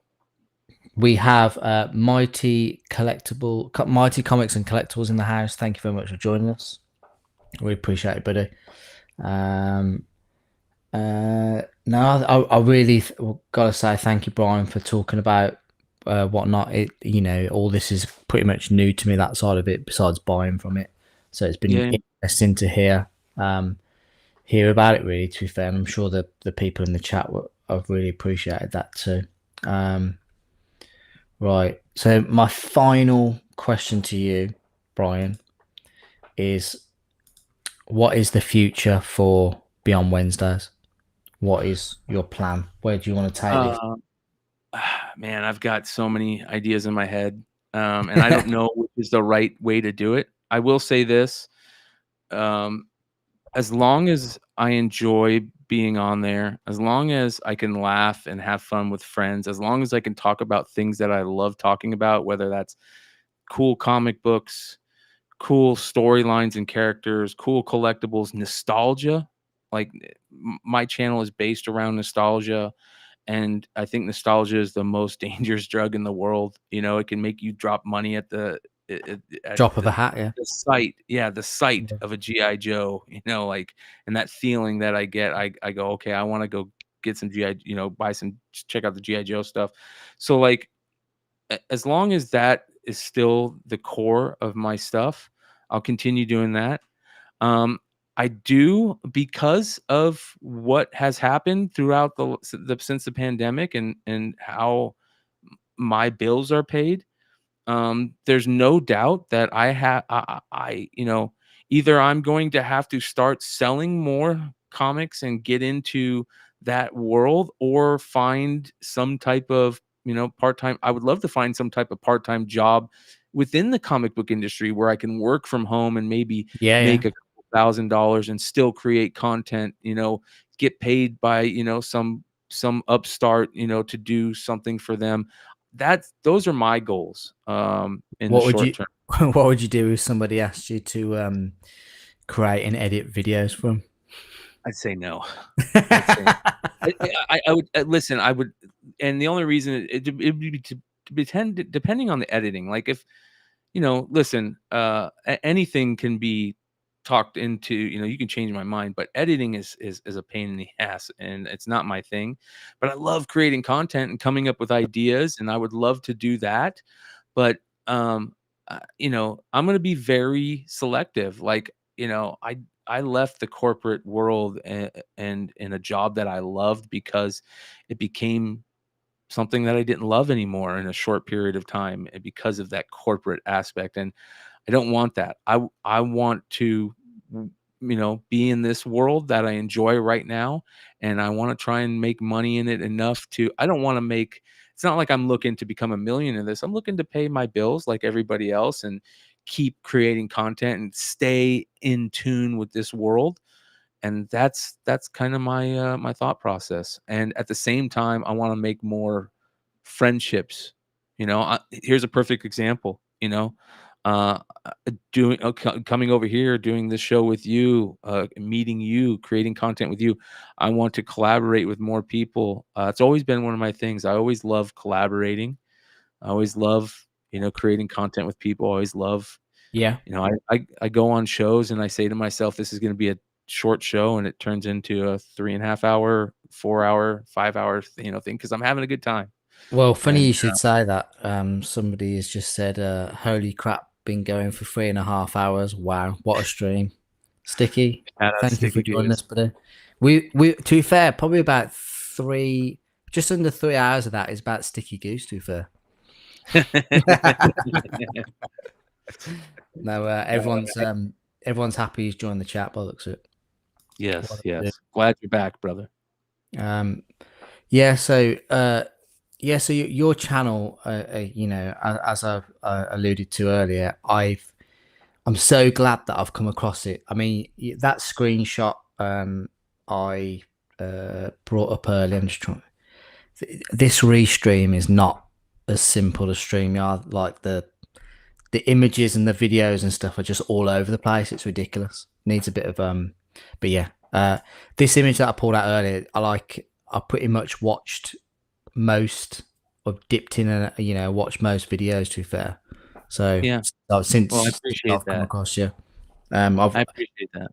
It's like I said earlier, like I enjoy like listening in, like anything to do with like. It's quite bizarre, really, because since I got back into YouTube, like it's it's all I think about.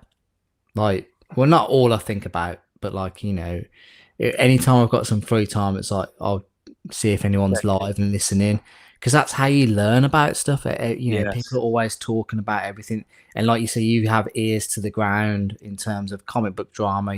People are feeding you. You're a bit like is it in Game of Thrones? It's that guy, isn't it? Like the Whisperer guy. Like, yeah. Littlefinger. Yeah, Master of Whispers or whatever it is. Yeah. I suppose that comes from people like listening on lives and seeing what's going on in the community. It's like it's a good way. Well, I think also at the same time, it's turned into where I've had a lot of people who have been wronged. Recently, I had somebody from the UK reach out to me.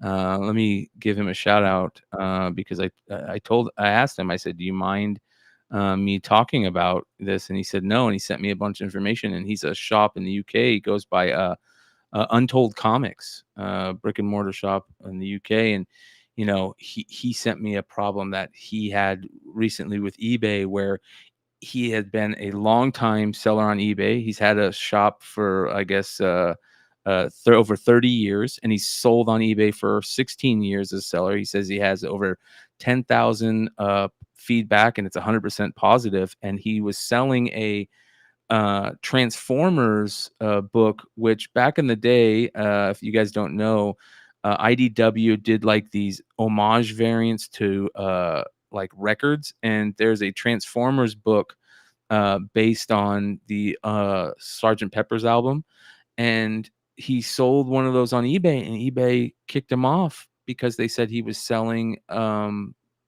Counterfeit. Counterfeit. Yes, counterfeit stuff, because they thought he made it, I guess. And once, these big corporate entities kind of kick you off, it's hard to get in touch with people to get that fixed. One, Instagram, like you can't get in touch with somebody to fix it, even if you've obviously been wronged.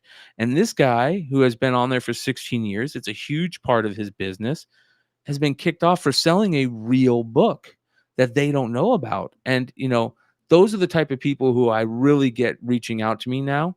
And, I feel bad. And if it's something that's real and I feel like, they've been wronged, I'm going to do my best to try and reach out to somebody, or at least talk about it to maybe somebody out there. Get some generation.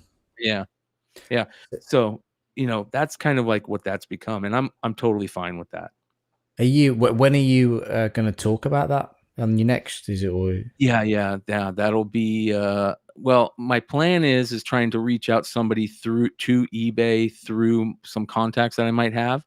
And once I try to do that and I get some information on that, that's my plan. But I just got that a few days ago. So, hopefully we can see something, change in that situation. So if you guys are local to Untold Comics. Well, I was just going to say, mate, it's not down the road, but it's like an hour away. Yeah. Yeah. And to be fair, I've not been there, but I know of it because I know it's in Kidderminster, which is really not that far away from me. So I'll go and check him out. Yeah. So, that might be something where the comic book community tries to help him out. You know what I mean? And that's, if anything, out of this whole drama meta, that's something that might be good about it. Try to find something good about it. Like let's turn situations into this. We're always going to have that undertone of, people feeling wronged from each other. But if we can turn that drama type thing into real situations like this, people being taken advantage of, and when it's proven and the receipts are there, those receipts are very important for a lot of reasons on the internet nowadays, and they can be faked. So, you have to realize that. No, I'll definitely try and get there and speak to him. That's so weird that's like really not like far away from me, and he's contacting you, like to make people aware of it. That's so cool.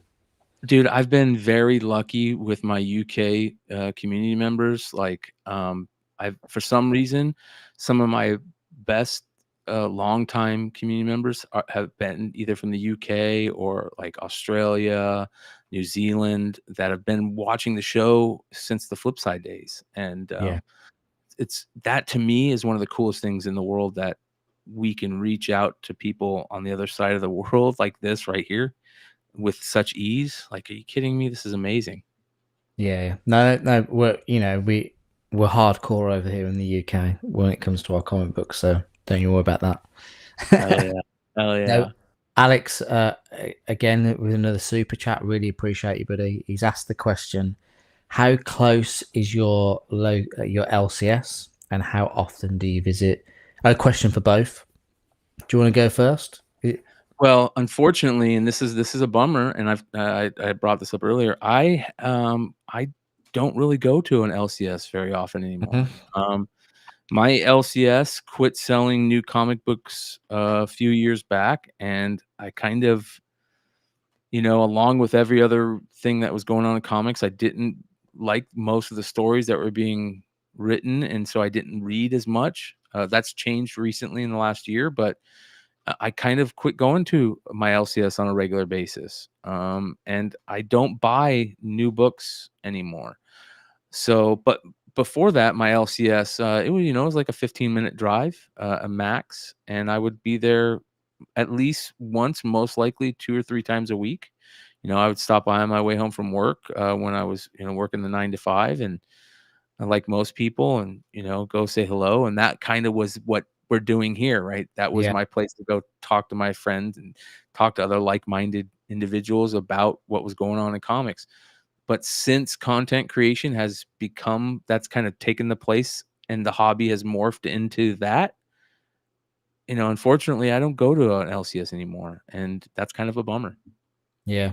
No, I'm exactly the same. So I've not read new comics since, funny enough, probably the Donny Cates Venom run. Yep. Which was, I loved it, absolutely loved it. Yeah. But yeah, so technically my local LCS is not really local to me. It's probably about a half an hour drive, but it's a place called Entertainment World, and it's a retro gaming, collectibles, the toys, games, and they've got a comic book section, and I've become quite friendly with the owner, and he will basically just message me and say, "We've had some comics traded in. Do you want to, before I put them out, do you want to come and look at them?" That's the best type of comic book relationship, LCS relationship, my friend. You've broken through. Yeah.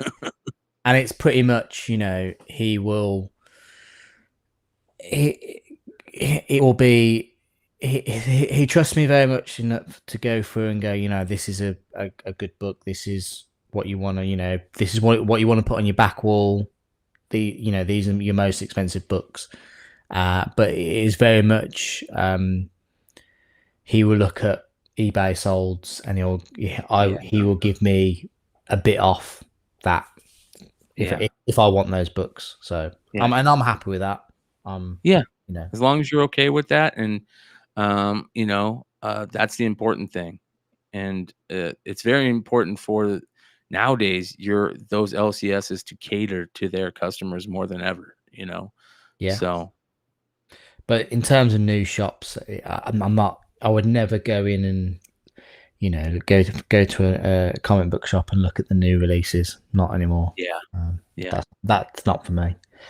But no, Bryan, thank you so much for coming on. We've done 3 hours and 37 minutes.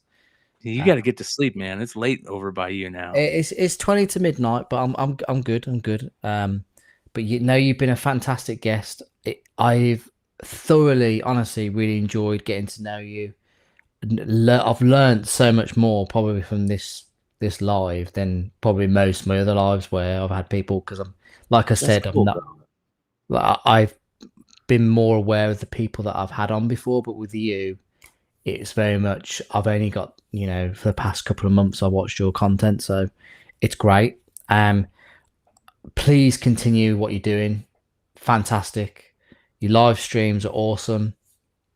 And your guests that you have on are awesome as well. They're really good. I'd love to come on one day if you'd. You're more than welcome anytime, brother. Anytime you want to come on, jump in the live chat, say hey, I've got some time, and I'll shoot you a link. So it's great because sometimes I'm watching when it's like my breakfast, so it's like a fantastic. It's great for me because I love watching people. I love watching lives on YouTube, so really appreciate it. It's a great. I quit watching actual like paid cable TV 10 years ago. And it's for me now, it's nothing but instead of a cable box, I built a PC, and 90% of my watch stuff is YouTube, whether it's live YouTube or documentaries. That's probably what I'm watching. So it's true. And everybody in the chat, thank you so much for everybody for watching. I really appreciate it. And the questions and comments that you've all been great. Really appreciate it. And Bryan, love to have you on again at some point in the future. Anytime, man. the drama stuff, I hope. Well, I don't think drama's going anywhere. I think that there's always going to be creeping into all sorts, and Jarrett casually inviting himself onto your show. Oh no, you can't do that on my show. Everybody's invited on already, so you can't even do that. Fuzzy saying thank you for not banning. Of course, yeah. Well, it can still happen, but no, Bryan, thank you very much, everybody. We will see you guys next time, and I will end the stream now. Thank you very much, Derek. Thank you very much.